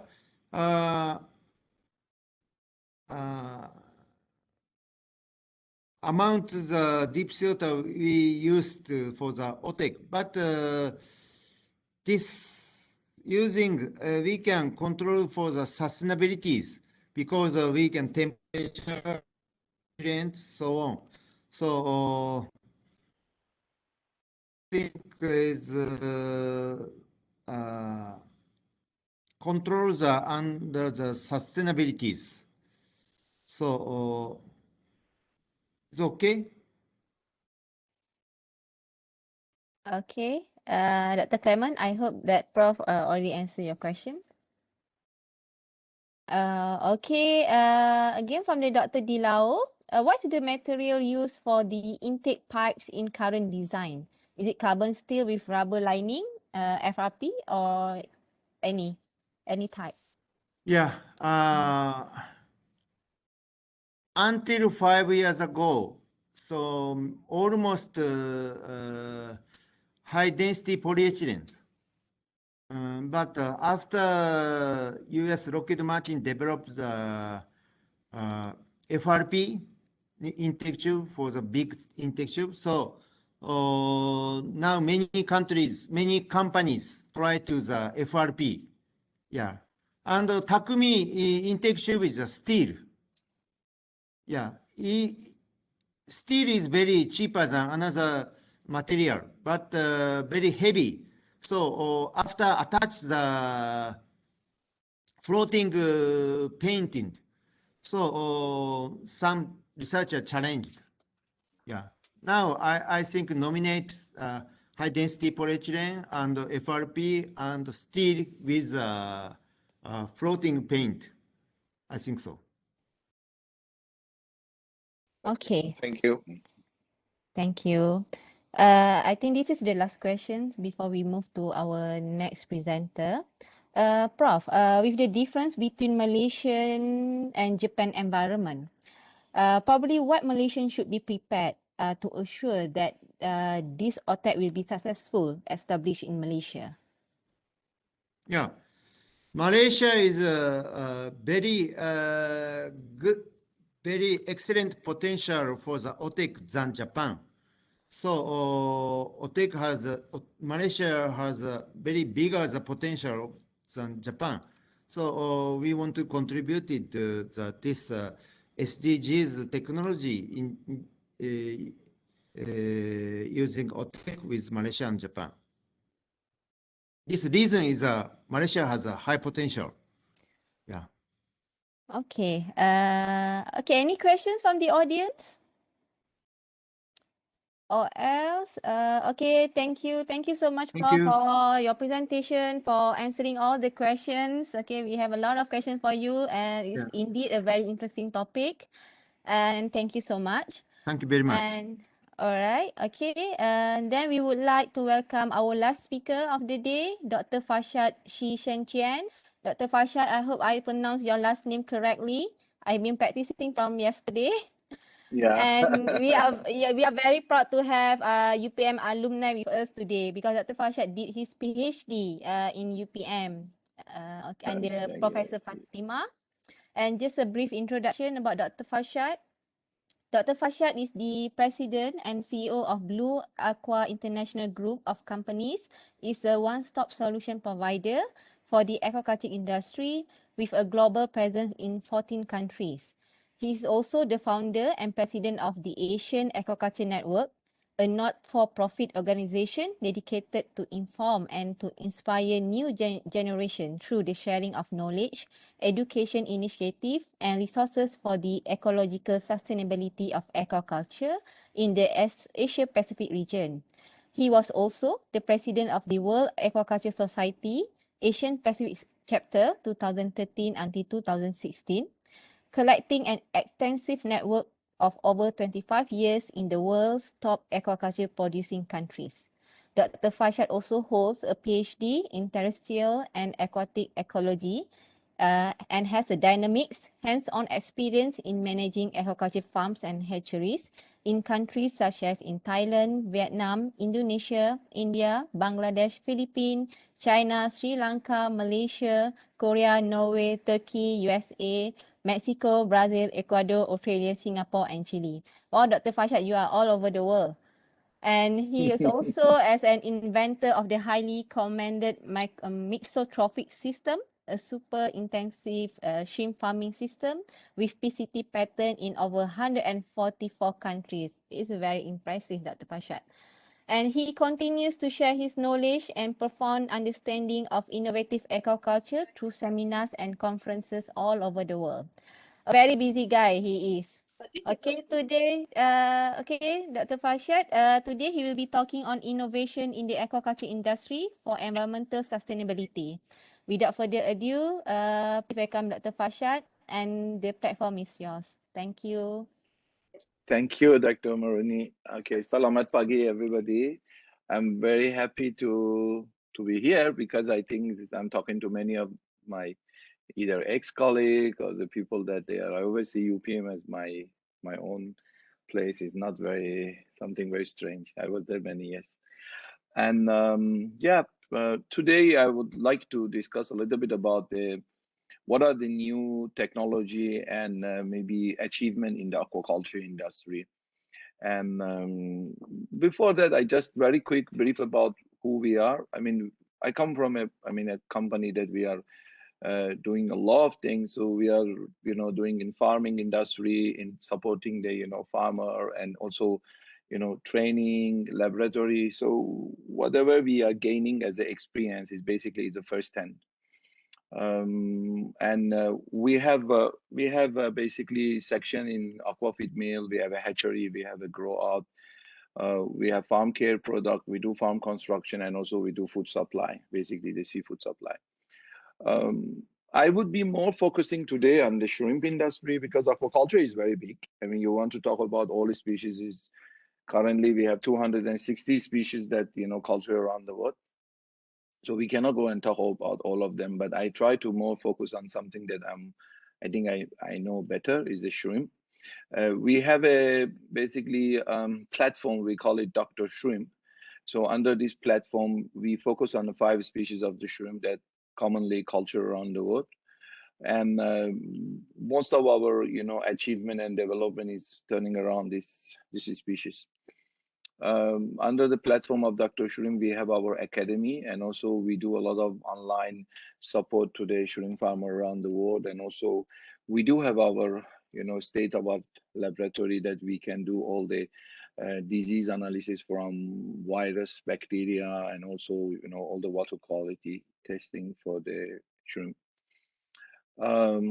Is my slide changing, right, Dr. Murni? Is okay, right? Yeah. Okay, good. So when we look at the global aquaculture market, because I'm sure everybody talk about, why aquaculture is important, how big is that? But I like to, today, maybe I will look at it in a little bit different way, because, at the end, I have a slide that maybe will give you a more idea why it's important. But generally, aquaculture market has been growing, very, very rapidly. I think everybody talk about it. And we are predicting that, within the next 5 years, we will have even like faster growth that is like over 43% in terms of value. And of course, when you look at the, aquaculture and fishery, aquaculture taking over the fishery, because yes, we have a, less, most likely fish for the human inside the, ocean and sea. And when we look at the major species in aquaculture produce, you can see that the shrimp is the number 3, and this is very important. And also, you will see like we have a lot of freshwater fish in the list. Okay, so it means we haven't really explored, and we have not done too much on the finfish and the ocean. So when we look at the generally main group of species that have been traded around the world, again you can see like shrimp and salmon, they are like count for a very big portion of this. And the seafood demand in the whole world has been increased within the last 57 years by 110 million tons. This is very important. I mean, like a lot of people, they may not understand the reason of this, because when the human population increase, of course, our resources is less. So we have less land, we have less water, we have less even like manpower to do the things, because, not everybody willing to work in that kind of situation. So then the demand for the, the seafood and, the having a better source of protein, of course, has increased tremendously, in the past 50 years. And of course, when you look at the, comparing the aquaculture with fishery, we can see that aquaculture has taken over the fishery in the last decade. So this all bring us to the point that, even though our, we have a lot of seas, Earth is covered by 70% of the water, but still aquaculture contributes a lot to the supplying the seafood for the human being. So aquaculture is very important. So we can see that we definitely cannot depend on the current, supply from the sea. We have a huge, population now on the earth. The affordability of the people and buying power is increased. And also, of course, we have done some, some overfishing and all those things. I'm sure all of you watch this, I don't know, program in this documentary in the Netflix. I mean, when I was watching this, I was so surprised to see that a lot of, misrepresenting and the wrong data by some, I don't know, so-called scientists and experts. In fact, like, what are the messages from nowadays? Because we have been fighting with these people for so long. In the past 3-4 years, I personally, with some of my friends around the world, we have been trying to really educate the people and the public that aquaculture is not bad, but also is very good for us, because if we don't have the all this production that comes through aquaculture, millions and billions of people, they're gonna have problem with their daily you know, daily protein and daily food. Imagine you take out that 100 and over million ton of seafood from the people plate. So what do you want to replace with? So sometimes we have to be very, very careful with sending a message out and telling people things that it may not be true. I think aquaculture is the only way that human can really, really get sufficient nutrition and protein in the next decade and next century, definitely. By just polluting the people's mind with the wrong information, we will not achieve anywhere. I don't believe everybody can be vegetarian, or we are that advanced that we can today do, you know, produce a feed with a stem cell and all those things. It's still, there are many people in a lot of poor area, they need to really eat, and they eat just traditionally. Like you look at Bangladesh, has one of the highest fish consumption in the world, not because they are rich to buy fish, because that's the only things available. So we have to be very careful. And since you guys are all in this industry, I just wanted to give you a bit of, you know, idea that we are working on this to really answer these people on their claims with a very scientific data, and show them that, you know, what they are presenting and the kind of platform they have for, you know, showing the things that they are not true. Then let's see how, as aquaculturists, we can really do the right things and better things. I mean, if you look at aquaculture industry, we have a very long history. If you can look at the picture at the bottom right, as like, you know, human do farming since they were not wearing even clothes. So we always have this, you know, connection with the sea and fish and the water, you know, many years ago. And today we have a lot of achievement and progress in using a very high-tech technology and AI in aquaculture industry. Okay, I will be, you know, explaining maybe a few of them. But there was something that happened very important, was this COVID, that it gave us everybody an idea that, okay, the food security is extremely important. A country like Singapore is a very small, we are in very small place. I mean, we don't have any resources. And suddenly in Singapore, like, and in many countries like Singapore, people realize that the food security is much more important than the technology, I don't know, phone, computer, IT, and all those things. So the food is the key things for human, okay? When we talk about aquaculture and farming, everybody's goal is one thing, is a productivity. So I use the word of the carrying capacity. So carrying capacity means how much you can produce in where you are doing a farming in a given area and the time. So the carrying capacity is always the reflection of the size and the number of the whatever species you are working with. And that's why when I do farming, I always talk about biomass rather than the numbers or size. And when you have a carrying capacity, you always have an environmental resistance. So environmental resistance are those factors that stop you from growing so much. And of course, you have always optimum carrying capacity, maximum carrying capacity, and the current capacity that you have it in the, you know, in your system.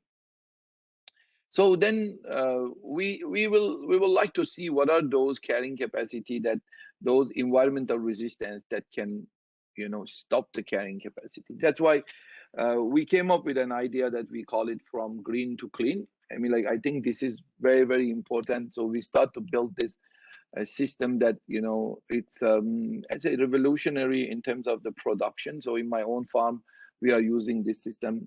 I will just try to explain a little bit about that. So when you look at the farming, basically in the farming, you have a system that hold the water.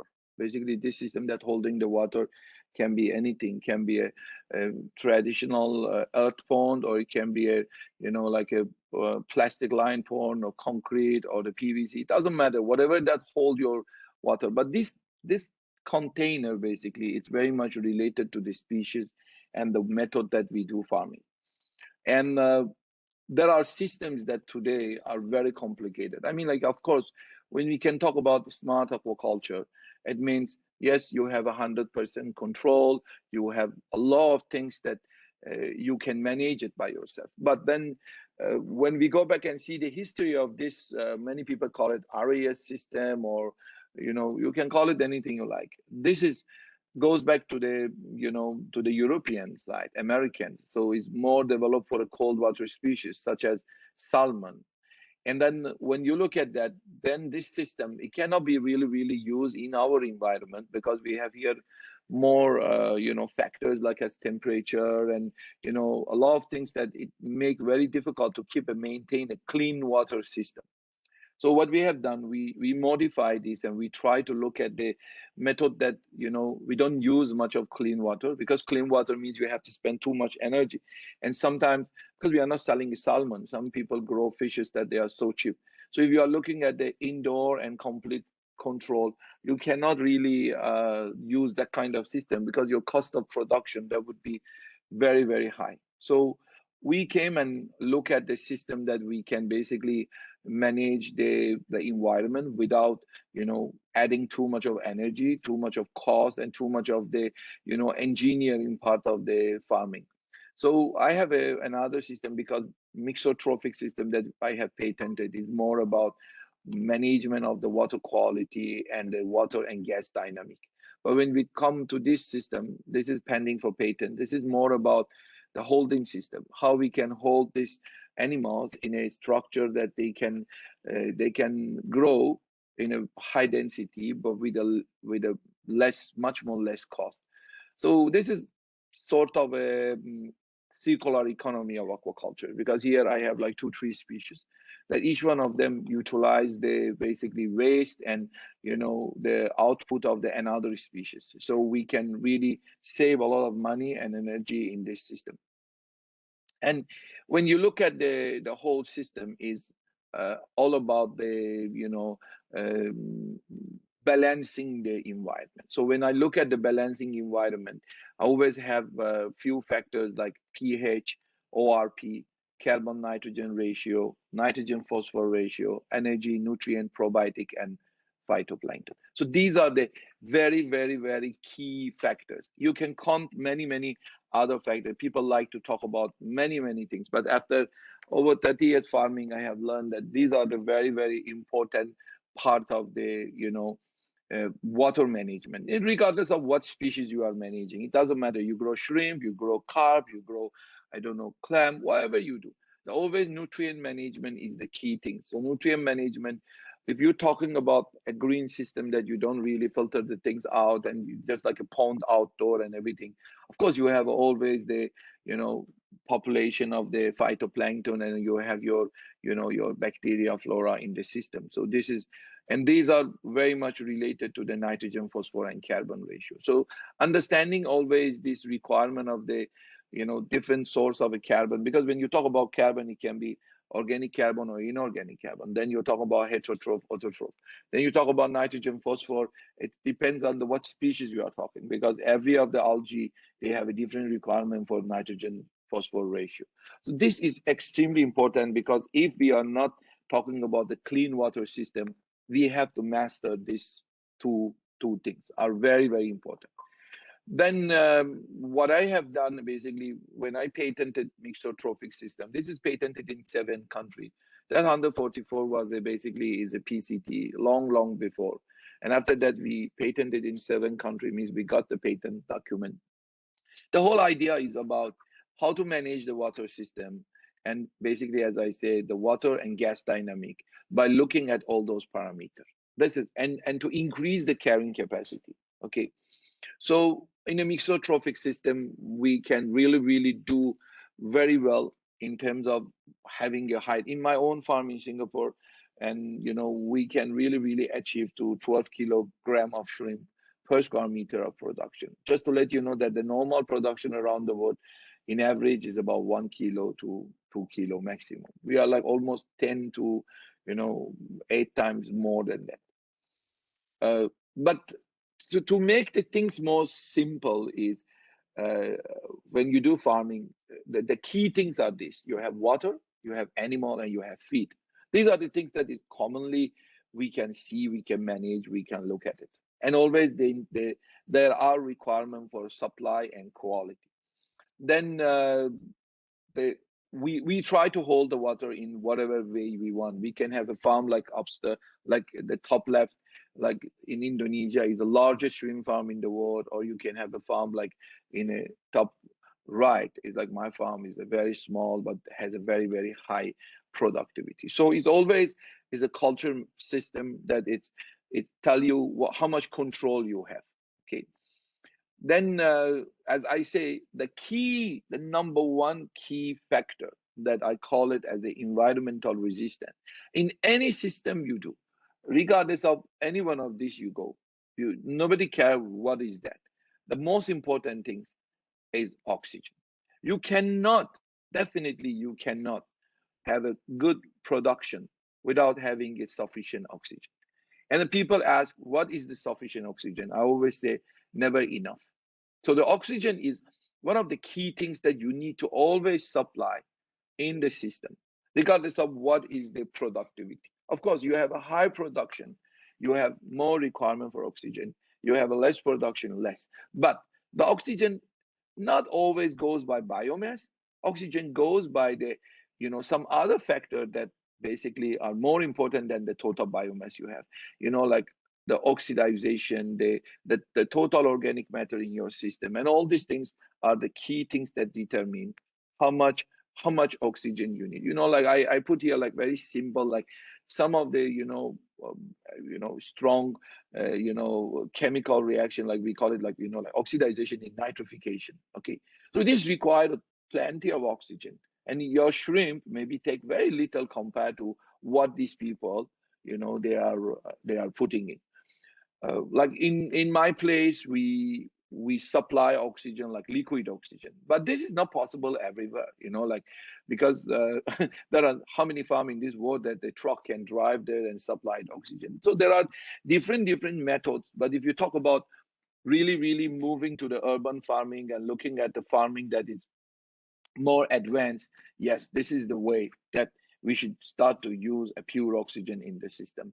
And then another one is the aeration. Like I use like this kind of machine for my aeration. It's very important because these are like intelligent aerator. They can control, the energy and even the pressure and everything. But it's very important because aeration, when we talk about aeration, means it's not only about, producing the oxygen, because above certain like biomass and oxygen requirement, your aerator will not be sufficient. So that's why you need to go for the providing the oxygen through the either liquid oxygen or oxygen generation. But then aeration is required for circulating the water, moving the water, because if the water is stopped, it's always die. So you cannot make the water to stand there and stop there. We use like certain things, like because we have very tall tank for our fish farming. So I use like a sort of robot for monitoring, looking. So these are like an example. I'm not saying that everybody should do this, but it's very important that to understand that the technology coming in, like we are using this kind of underwater drone. We can connect them to the different system and look at the animal you have inside the water. And then another one is like a water quality measurement. So we look at the different probe to see what are the parameter we have. You understand one very important fact that many of these parameters is out of your hand. You can't control them as an individual parameter. No farmer, if any farmer run after one parameter, obviously he's chasing a ghost. It's not possible. But what we do, we always look at the collective information in terms of many parameters, and then from there we can make a judgment and we can do the changes. Okay, but having the data and having information is very important, and nowadays we have a great development and a lot of achievement in this era. This is some of the data that I took from my own farm. So like you can see, these are like daily, we check these parameters twice a day, and this is like a digital checking. I mean, we come through the Bluetooth, but it's very important. You can see, like for us, ORP and pH are the two very important factors when you do high density. Of course, your like DO and the saturation level of DO is very important. So I just put like two different picture here, because a lot of people, when I don't have time to talk about ORP and DO because these are very important, but just to let you know, sometimes when you have a high DO, it doesn't mean that your ORP is high, and you have a low DO means your ORP is low. You can see in this example clearly see that your RDO is 4 and your RP is 181, and your RDO is 6 and your RP is 107. So this is exactly going back to the carrying capacity of the system. Higher DO, it does not make the system higher carrying capacity, but the ORP is become more relevant in terms of that. Then another things that I always say, many farmers, they have to know by heart. I teach this one to many of farmers around the world, and I always tell them, learn nitrogen cycle. Nitrogen cycle is the heart of the farming. You have to know. I categorize here in a very layman term, like those organisms that they can consider like autotroph and heterotroph. Some people may have objection that like zooplankton or shrimp, they are not heterotroph, but they are because they consume organic matter. But just to give a simple, understanding about what is the, different animal role on this. And then when you look at the nitrogen cycle, it is extremely important because when you look at like ammonification is the key in the system because it will help to bloom a phytoplankton. It will definitely give the feed to the nitrification. And it is sort of, managing of the pond because without ammonification, your pond gonna have a lot of energy, and a system with a high energy always very unstable. So it is extremely important to understand this. And when you look at assimilation, like of the ammonia, nitrite, I mean like NO2, NO2 cannot be assimilated by the phytoplankton, but NO3 and ammonia. And then denitrification very seldom happen in aquaculture pond. But this is extremely important the farmer understand because within this, you will understand the effect of the minerals like magnesium and calcium. You will understand the effect of the heterotroph bacteria. You will understand how to do the feed management. You will understand how to do the phytoplankton management. And these are all very important. Then when you talk about the different trophic, I just want to give you a picture here that how important is this different trophic inside the water. So there are much more than this sometimes, but just give you an example that is a very complicated situation. This is one of my operation, one of my farm, just to show you like we have a very, very high density shrimp there. So it's about like, as I said, like 12 kilogram shrimp we can put in the system, very high density, and we can manage. And it's a completely green system. Okay. So when you look at the mixotrophic, we talk about the outdoor situation. I always divide it to the three part. So we have a phytoplankton bacteria, and only bacteria. So this is we divide by the DOC, day of culture of the shrimp. So the first stage is basically the phytoplanktonic stage. So here we usually push the phytoplankton to the best level we can. We look at always sachets reading outdoor, like at least like 40. If you are doing it indoor, we look at the count of the phytoplankton and the color of the water. And then here the pH, NP ratio are extremely important because this stage your animal, they are heavily require a good quality diet. They are not really having too much of pollution and water quality problem. Then you move to the second step, is basically phytoplanktonic probiotic phase. So this one is very important because this is the area that you have like quite grown animal. So they have like waste production now, but still they are very heavily dependent on natural diet also. Then the last stage, which is very close to the harvest, we call it, probiotic phase. Here we try to cut down the phytoplankton to the minimum. We increase the bacteria inside the system, and we very much care about CN ratio for the more autotrophic activity.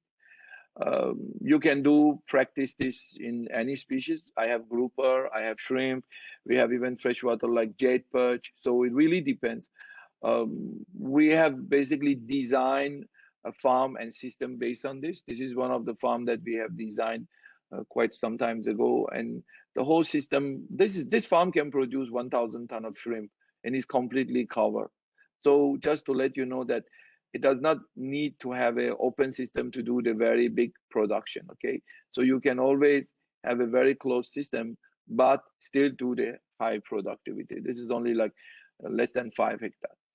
And but again, 90% of our operation happen in an environment that is open. We have a new technology like air dome, like you see here, These are like to manage and to control the, the environment, biosecurity. Under this, we can lower temperature up to 5 degrees even. So you can do salmon literally in Singapore. The last one that is just 1 or 2 slides more, I just want to say in another topic that is very important in the farming is more about the diet. So nowadays the functional diets are very important. But just to let you know that the feed is very important. Many of the disease today we have in our industry, I personally believe that they are related to the nutrition, because I remember I was a farmer, like I was doing a farming in Malaysia. I don't know, 99, I had a monodon farm, and I never remember that, we had this much of virus and bacteria. But nowadays, like different disease, pop up every day. And I personally believe that it is very important. If you read this article, it say like this: my friend, animal protein will reduce feed cost but don't improve shrimp performance. So sometimes the diet and nutrition play very important role in the health of the animal. Because when you talk about disease not only infectious disease. We have infectious disease, we have genetic, we have environmental disease, and we have nutritional disease. So these are all considered disease. And I think by that, just I end my presentation. I don't know. I'm on time. Okay. Thank you very much. Thank you, Dr. Farshad. Yeah, I think you are on time, but you still have more time. And thank you for your very informative presentation. And now we open question from the audience.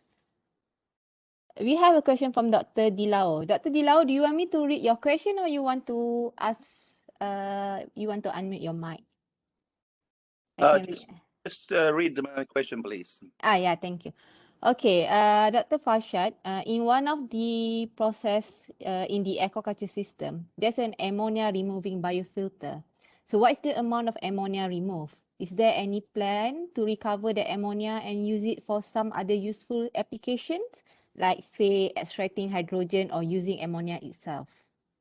I never remove my ammonia. I don't have really. That one was, I was showing that is the current system. It's a very good question. To me, ammonia is a very valuable part of the culture.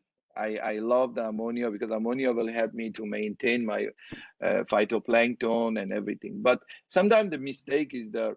You see, yes, it was like that is how is the old traditional system used. They remove ammonia, basically they remove all the nitrogen, they take out the CO2. But in my system, I don't do all of these things. What we do, we use bacteria and phytoplankton to help on that. And people get in trouble always with a nitrogenous gas because their production is more than their consumption. Because always there is a balance. That's why I call it gas balance. Gas dynamic means your system produces certain amount of nitrogenous gas, which is always is a blend of the ammonia, nitrite, nitrate, whatever you want to call in between. And this must be always equal to consumption. Who consume this? Of course, in nitrification, in assimilation, and in producing a new biomass of the bacteria. So if you can manage and balance these two, you basically have a minus of these two. You have very little, toxicity of ammonia or free ammonia in your system. Okay. So I misunderstood. There is no removal of ammonia in your system. No, we don't. No, doctor, we don't remove. That is what I was showing that picture. That is the very common practice in the RES system that I was mentioning that they use in the Europe and in the cold water species like salmon and others. Okay, thank you very much. You're welcome. Okay, Dr. Farshad, how long it has been operating the system? I have it. Yeah. I have it for close to almost 8-9 years. Oh, okay. And then how about the results? How about the results? I mean, like about the survival rate and the occurrence of the diseases. Any that you come across any of that problem? Very good question. You see, when we talk about, because I work with like about 4,000 or 5,000 farmers outside the the RAS system. Like they are all normal farmers. We have many customers in India, Indonesia, Thailand, Vietnam, here. When you talk about survival rate is always very important for the people that they do stocking by the number in the outdoor big pond. So for example, you say, I'm a farmer, I have 100-piece shrimp per square meter. So it means I have stocked 1 million shrimp in 1 hectare. By right 1 million, you have to harvest, say, around 20 tons of shrimp. So now if my survival is more or less, I will harvest less or more. For them, survival very important. But when it's come to my system, because in the system that we operate, I do a stocking density of 2,500 shrimp. So if I have a 2,500 shrimp per square meter, I don't care about survival rate, because 2,500 shrimp per square meter, definitely I'm going to have a broken size. I'm going to have animal that they are not very good in performance in terms of growth. What we always consider in the high density farming, it is not survival. It is more about biomass production. So we try to match our production, which is the biomass, to the survival. You may have 2,500 shrimp and you harvest, for example, 10 kilo. So somebody would say, oh, you harvest like 25 gram shrimp. Then they calculate back, oh, you have lost 60% of shrimp. It's fine, because that is not, because we cannot have the uniforms. You see, the monodon and wanami are very different. Wanami is an animal that the brooder stocks produce very little no-ply and egg. Monodon, one monodon can produce 800,000 to 1 million. And when you do monodon all days, we do stocking density of 20, 30, 40, 50 pieces. Nowadays, wanami. So it means we have a genetic variation in our population. So that genetic variation, even though you buy brooder stock or you get brooder stock from any supplier, still there are animals that grow fast. When you have high density, animal grows slow. So we don't count those animals that we call them retarded. They don't grow. They always remain as a 1 gram animal. So you can count that as no survival. But the key for us is how much shrimp I can produce per square meter of my farm. That is the key. If I can reach to my target of 10 kilogram, I'm happy. But we maintain, of course, that 2000, 2005 always there. So the survival is not relevant. When you talk about disease, we don't have at all any viral disease, because as I say, we have a very thorough checking on the controlling all the disease and everything. But we have a problem sometimes with a overload of bacteria in the system, which it does not cause disease, but it is a problem. Like, so we try to maintain our CFU of total count in the Marlina gar. It's somewhere about 10 power 6. So but if sometimes push above, so we have to manage. Okay, thank you for answering the questions. And then we have a question from Errol Anito. I think that you already answered it, but you may want to add more. It's regarding the it's regarding the since the technology is already there, what are the common problem or daily issues that encounter during the operations? A lot. I mean, the farming is every day you go to. It is not running a factory that you just put from this side and take out from that side.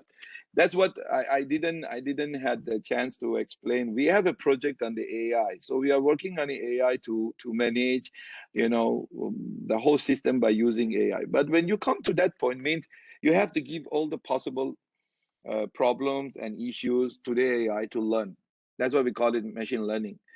So if you look at that, it may take another 10 years for us to really fully train our AI, because every day there is a problem. Like you are dealing with a live animal. That's what I always call aquaculture in general is an art.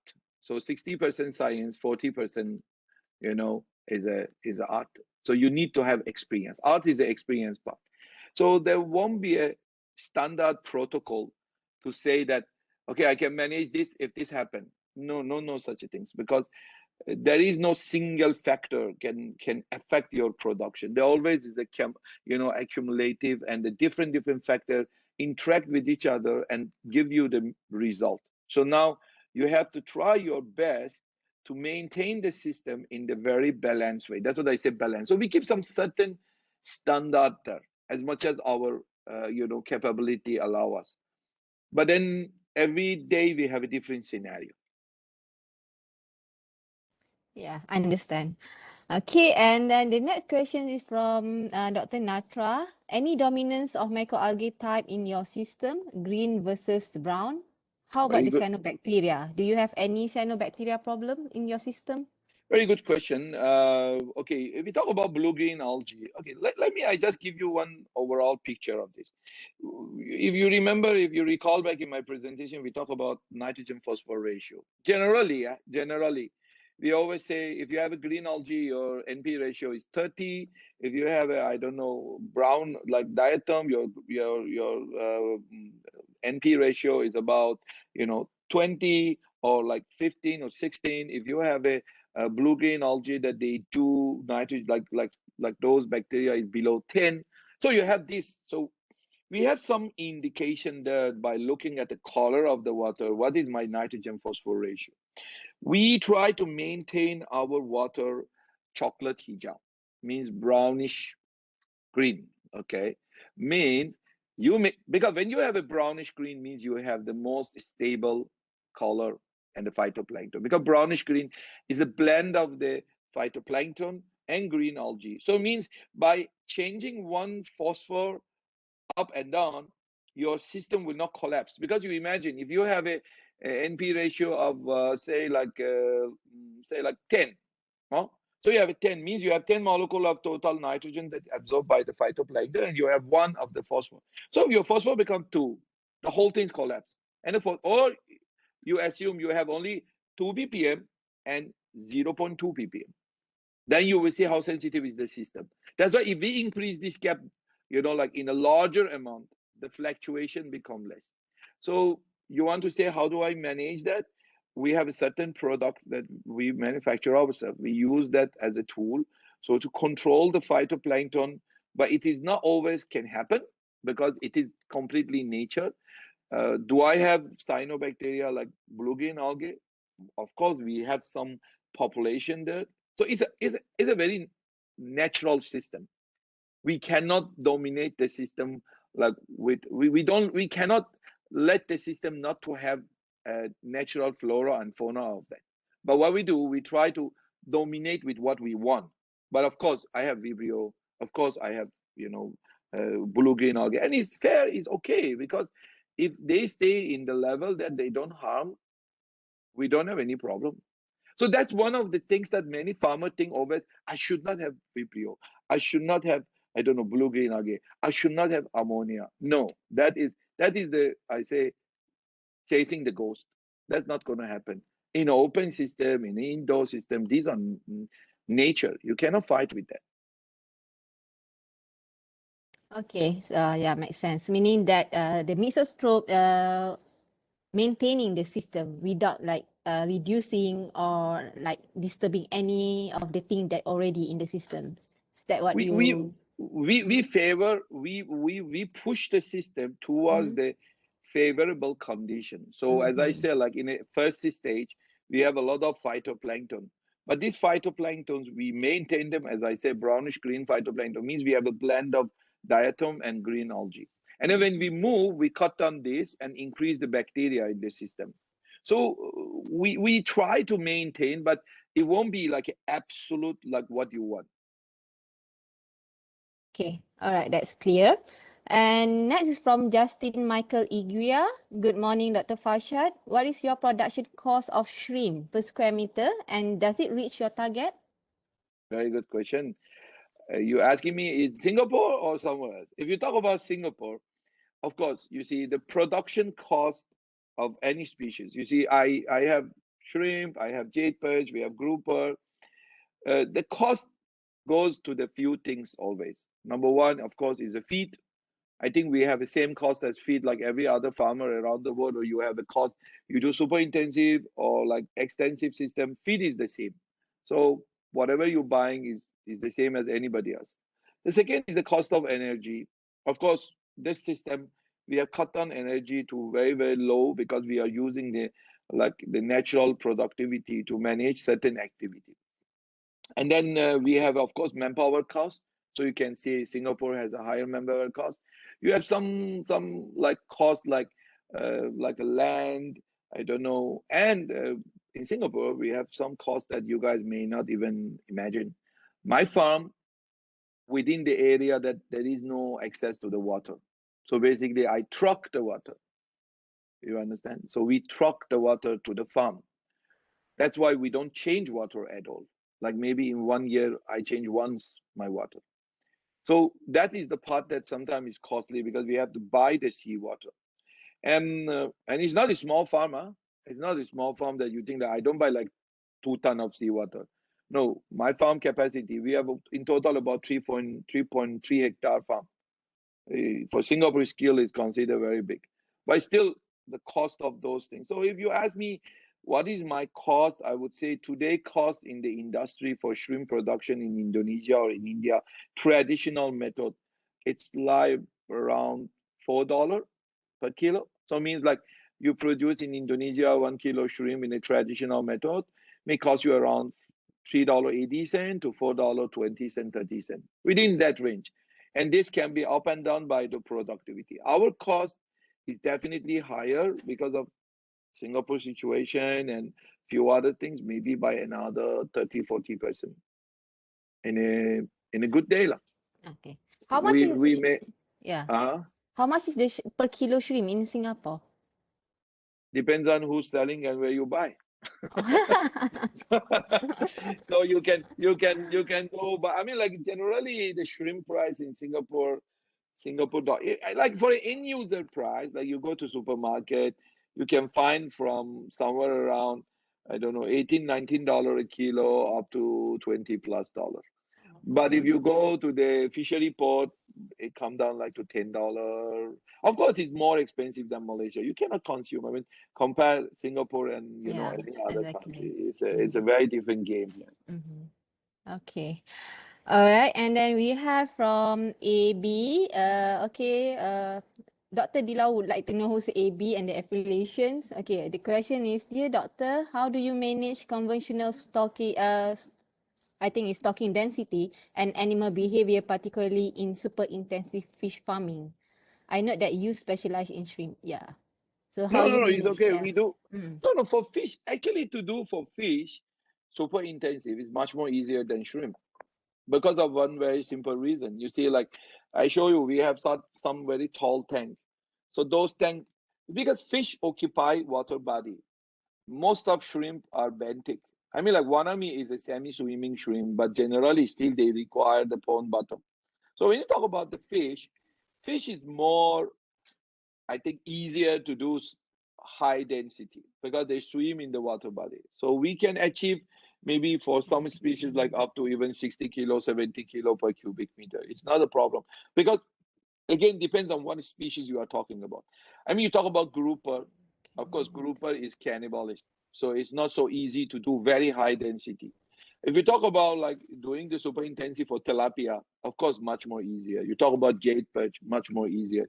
You talk about like pampano, we do is very easy.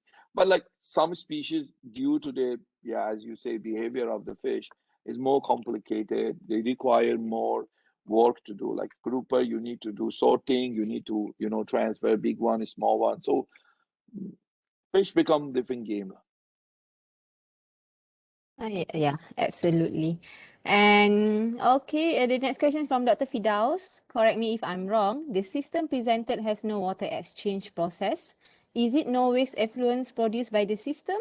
Hope you don't mind to share how the system manage the animal waste, like the Yes, feces true. and yeah. Correct. Okay, like as you see in the system, we don't have much waste in the system. A simple reason, because my water discharge to the system that I have a tilapia fish there. So that tilapia fish will consume the most of the waste of the shrimp. So we convert some of the waste to the biomass. And then if we have some very small waste, usually we try to digest it by the bacteria and convert it to the biomass of the phytoplankton and the bacteria itself. So our waste generation, I mean, in terms of waste production, is very, very small. I can say most of our waste, it comes from our protein skimmer, because in some of the, our fish tank, I put protein skimmer. So usually protein skimmer, when the foam come up, that's the only waste I would say we have really in a big quantity. How big is the system, Dr. Farshad? It's quite big. We can produce this. We have 3 farms. One of the farm we can produce. Okay, one farm is about 1.3 hectare. I can produce per year. Okay, no, it's about 8,000 square meter. The culture area is maybe about 3,000 plus. We can produce about 100 metric to 120 metric ton shrimp per year. I see. So yeah, it's not very small. And we have a new farm coming up. It's like twice of the size of this farm, which that should be able to produce about 200 to 250 metric ton of shrimp per year. Of course, this one compared to like we have farm in Indonesia also, like, you know, like my partner farm produce 5,000 ton shrimp per year. You cannot compare. I mean, like, but like the whole Singapore maybe is the size of the farm that he's running. So I mean, like if you look at the, you know, the scale, of course, we are very small, but it still is a very, very, you know, it can be industrialized. I mean, like there are many people using, but if you talk about indoor, yes, definitely it's no problem. You can expand. You can. Actually, we have many projects that we are doing like a franchising. Okay, thank you. And the You're next question is from Dr. Fadil Shukri. Dear Dr. Farshad, what are the differences between mesotrophic system and conventional biofloc system? you ask a very, very interesting question. You know, I always have a lot of discussion with all my friends that they do biofloc. I mean, like Yoram, Taki, I know them so many years. We are in the same group for so long. There's a lot of difference between our system. I mean, like, to be very frank, biofloc system so far as a biofloc has not proven any commercially, you know, useful in aquaculture, especially for the shrimp. I mean, people talk, we do, but when you want to do it as a, you know, like industrialize it, it has a lot of issue. The second thing, in the biofloc, you don't control your bacteria species, you don't control your phytoplankton. In my system, we do control. We manage, definitely we control the species of strain of bacteria. We look at the species of the bacteria and also strain of bacteria and also and the phytoplankton. And also, I mean, like, I would say biofloc as a biofloc formation, it is the part of the mixotrophic. We have biofloc in my system, but mixotrophic is the protocol. Biofloc, it is not. Biofloc, that's why I have managed to patent it and we have a trademark for that. Biofloc is just a biological, you know, what do you call, formation of a flock. So but people say, okay, now you come and add sugar or you add by feed. So there is no standard guideline for that. It's a very big different and very big approach. For mixotrophic, I have a written protocol. I have a 300 over pages patent document that I have submitted to like at least in 8 countries to 8 different group of lawyers and patent office. So they have said, okay, but you can't do the bioflocs as a patent because it does not have those measurements. It's a lot of different. I mean, like, but in a very simple way, what I say is like that. Okay, so meaning that what is the main content of the mesotrophic? Because you said it's not a system, it's a system. No, it's a system. Is a system. Mixotrophic is a protocol. Mixotrophic yeah. is the way of a management by looking at the bacteria, phytoplankton, nitrogen, phosphor, the nitrogen carbon, phosphor carbon, the phosphor nitrogen, and like looking at the pH, ORP. You know, there are a lot of factors and tools that you have to play with them to make the system. It's a protocol. It's a protocol. You see, I see. it's very different. It's a way of doing, just like we teach step by step how to do, and because in bioflocs from the first day you take out the phytoplankton, but in the mixotrophic system we have phytoplankton for at least 50% of the DOC of the culture. So it means if you have 100 days culture, you need at least like 50 days to maintain phytoplankton. You have to do phytoplankton management, but in biofloc you don't have. People do biofloc, they don't do phytoplankton management. They don't want even. Yeah. Okay. That's clear to me now. Okay. And another question from AB. Dr. Farshad, will you be farming intensively the species of the carrot quadricarinatus species anytime soon? Yeah, Which so one? the other species of shrimps, the Oh no, Quadricarinatus. that I Yeah. think they are talking about the freshwater crayfish from Mm-hmm. Australia, right? Mm-hmm. That's the one, right? Mm-hmm. Yeah, that one we are working on that. We have a project on that. We have a R&D on that, and we are working. So yes, we are looking at it definitely. Yeah, this is the freshwater species of the crayfish from Australia. We are working on it very, very seriously, and I think one of the key species that we definitely want to work on that. Okay. So I believe that you're already selling the Profit protocol. We don't sell, we You teach. don't sell it? Oh, you teach. Yeah. So how much? Yeah. How much is that cost? I mean, like if there's a farmer that would like to use the There protocol. is no, we don't charge people for Mm-hmm. using them because mixotrophic, yes, is a patented system, but we never ask people you have to pay me to use. No, we don't. Mm-hmm. But we have a training in our academy. Definitely, I people want see. to attend.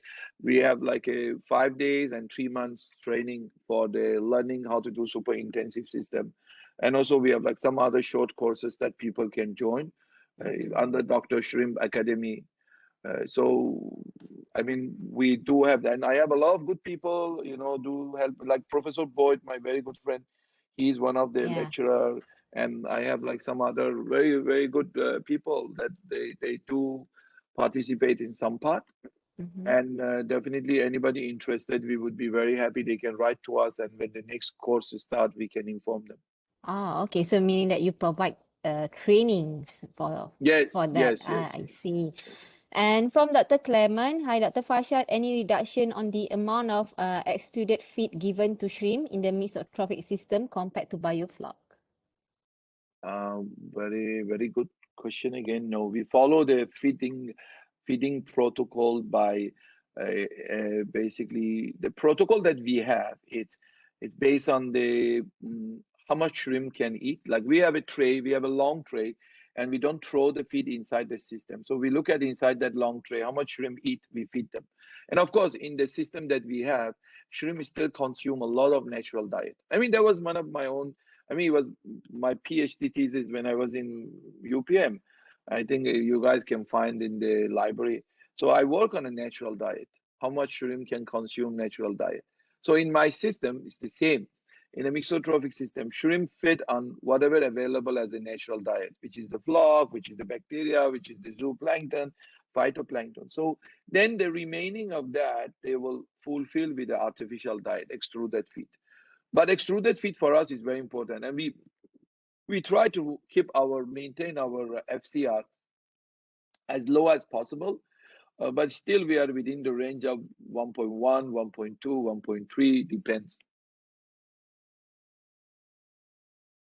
Okay. Any more questions from the audience? You may unmute your mic. Yeah, I think we are on time. Okay. All right. Thank you. I think we have no questions. Thank you, Dr. Thank Farshad. you. Okay. My Thanks for pleasure. your very informative, very interesting, Misotrop. I might join in the training because it's very Sure, sure, interesting. sure, sure, sure, So sure, it sure. will be in Singapore, right? Yes, yes, yes, yes. We have some Yeah. online. We have some Uh-huh. online for like some short course, but for like more like practical things, yeah, you should be in Singapore. But we have some online courses coming up very soon, so people can join just through the Zoom meeting. Yeah, from where that we want to know that any of the activity from your company that Yeah, through the yeah, there is a website, website. Yes, yes, we have a drshrimp.com. I think you guys can drshrimp.com. look at it. Yeah, but Mm-hmm. I don't know now. They are doing some changes on the website, but I think it's still on. But you can check it like within the next few days should be okay. You guys can check on that, or you can just contact and write to us in info@blueaquaint.com. If any one of you interested, definitely I type here the email address info@ Yeah, the chat box. It will be will be aquaint.com. You useful. can write, yeah, you can write email to this, Mm-hmm. or of course you can always check our main website blueaquaint.com or drshrimp.com. So all of this you can check, or you can write. The best is that you just write to us, and definitely my team will be answering you. And you can write to me also. I write my email address here. I mean, just sometimes maybe I'll answer a bit late because I have a lot of email every day, but definitely, anybody has any question? Yes, I have. Yes, sir. Yeah, Dato. Yes, Prof. Please Farshad, proceed. I'm very proud that to know you are a student of Professor Fatima. Very proud of you.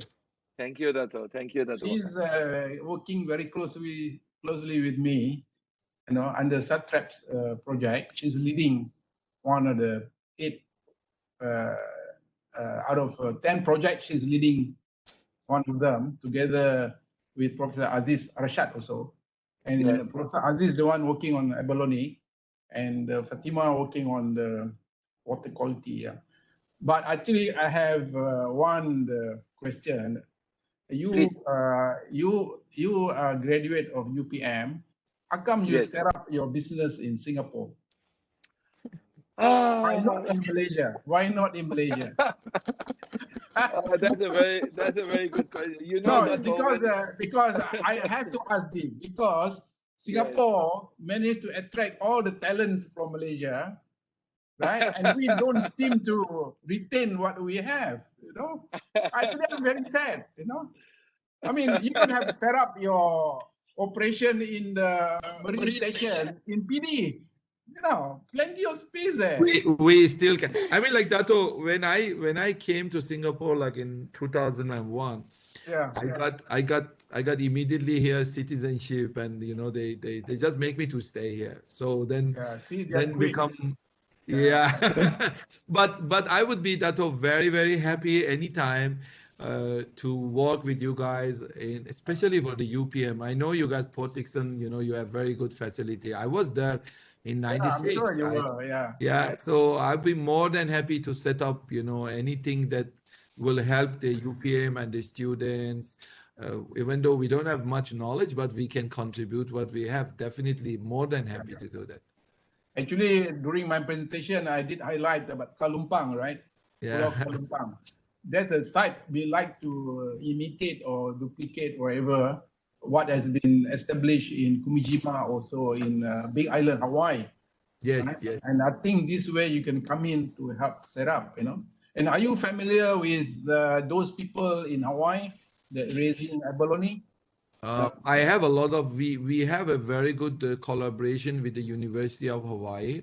Yeah, okay. With the Oceanic Institute. Yeah, I know a lot of people that are definitely more than happy. And for abalone, we can even talk about some other people also. I mean, like I can talk to you offline. There are a lot of people we can work. And I think, yes, definitely. I'm more than happy to see in any capacity I can be a support.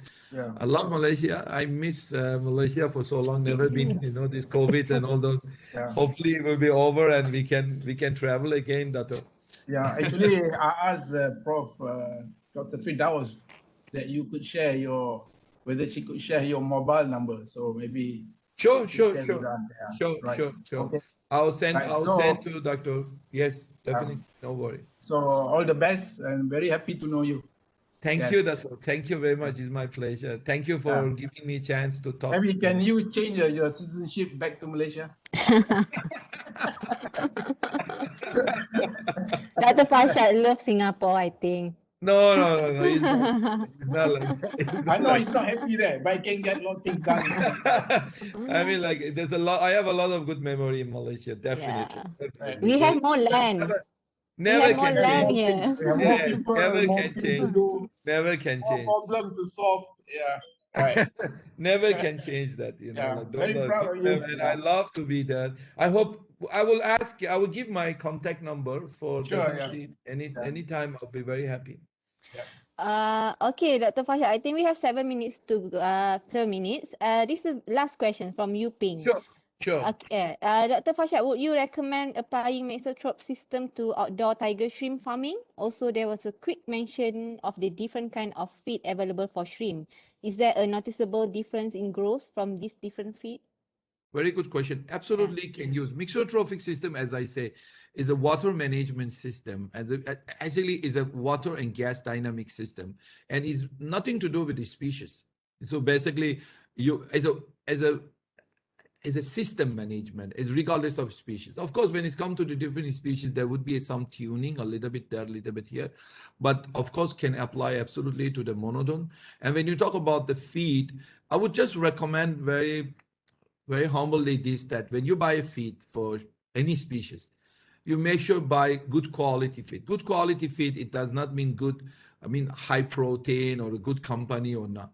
Good quality feed has some very important characteristic. Number one, you need to have marine protein in a feed. When you are doing like a fin fish or shrimp, we don't have the technology yet that can give everything with soybean and all those things. We don't have that. A lot of people try to claim that, but unfortunately, we have seen the other side of the story. Sometimes you have a growth, but you don't have health. So that is why you can see sometimes animal, they die very fast, they get sick very fast. So I would definitely recommend you buy feed that definitely you are sure has a certain percentage of the fish meal, the marine protein, and also the water stability and digestibility of the feed, very, very important. Sometimes the feed is too hard or too soft. So you have to adjust your feed management according to that. And monodon definitely require a higher protein because monodon is a benthic shrimp, need a lot of like good energy source. It's a bit different from one of them. Okay, all right, thank you. I think that's the last questions. And yeah, Dato Bakar and Prof IKEGAMI working with the Otec in I-Aquas Port Dickson. So maybe one day, three of you can be in I-Aquas, and then we can have a more can have a talk on how to for the future of the aquaculture. And we also today have our current director, Prof Zaharin. Prof Zaharin, if you would like to on your camera. Okay. All right. So I think now we already come to the end of our seminar. Okay. Thank you again to all the speakers. Thank you for being with us today, despite I know that all of you is very busy. And thank you for the great presentation, for the information, and it was very pleasure to have all of you today. So thank you also for everyone for attending and actively participate in this webinar. I hope all of you learn and enjoy the presentation. If you have any questions, please contact us through our website. And if you have more questions for the speakers, you can always email them. And also you can email us too. And if nothing from Dr. Farshad, do you have anything last thing to say? Any last word from you? Thank you very much. Okay. I appreciate. Thank you. Dato Bakar, do you have anything for the last word? I always forget this, but today I'm not sharing, so I don't forget. Can we have a Photoshop? Oh, yeah, sure, of course. Yeah. And Prof IKEGAMI, do you have anything to say? No?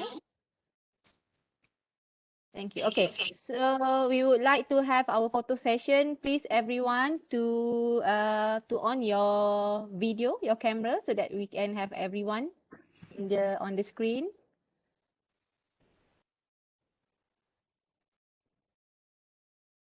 Very interesting because we have participants from all over different countries, not only in Malaysia. Yeah, I'm impressed. We have participants from Mexico. Yeah, and then from Brazil Must be too. early in the morning there. Yeah. Okay, so please, okay, for your camera, so that we have a full screen. I will take one by one. Okay. All right. Okay. So this is first page. Anyone? This is capital A, capital B. Yeah. Very actively. Yeah, Active very participant. mysterious person. Okay. Now is the first. Okay. First screen. Okay. Then we have the next one.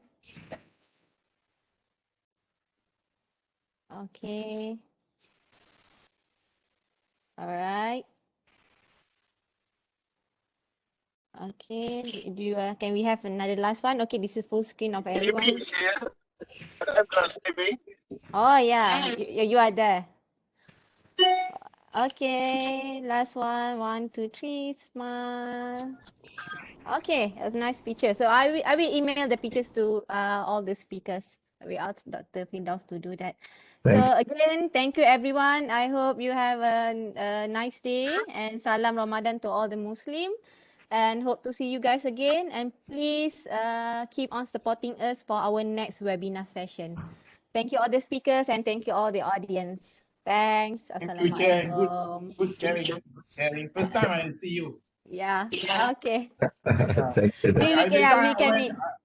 Every time I went to PD, I didn't see you. Yeah, okay. Next time I'll make sure that I'll be there to meet you, Okay, Dato. big Hari Raya reception without MCO. Okay, for sure. Yeah. Thanks, Prof. Lam, for joining. Okay, all right, everyone. Thank you so much. Yeah, congratulations. Thank Good you, session. Dato. Thank you. Yeah.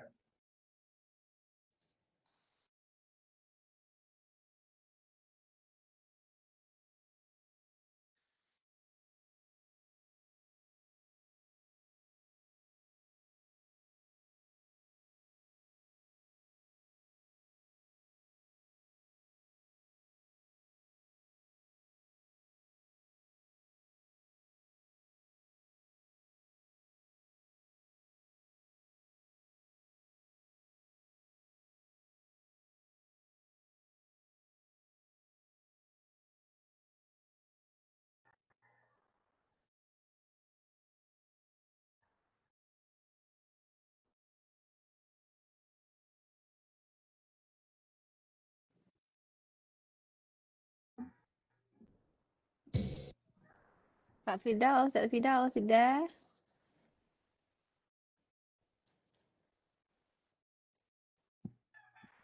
Ada Murni.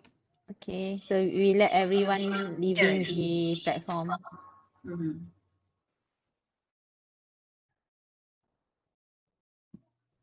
Thank you, Dr. Murni. Thank you for joining. Please keep in touch Sorry, with I was us. driving. I was either driving, so I can't really play around with the camera. Oh, no worries. We just you are so mysterious. Please There's a keep, yeah. And the screen is off again. Okay. Please keep in touch with I-Aquas. If you have time, you can always come and visit us and see what we can do together for the aquaculture. Sure. I'm sorry, my line is not so good. I can't really push the video out. No worries. All right. But thanks so much for the session. Appreciate it very much. Yeah. Thank you for joining.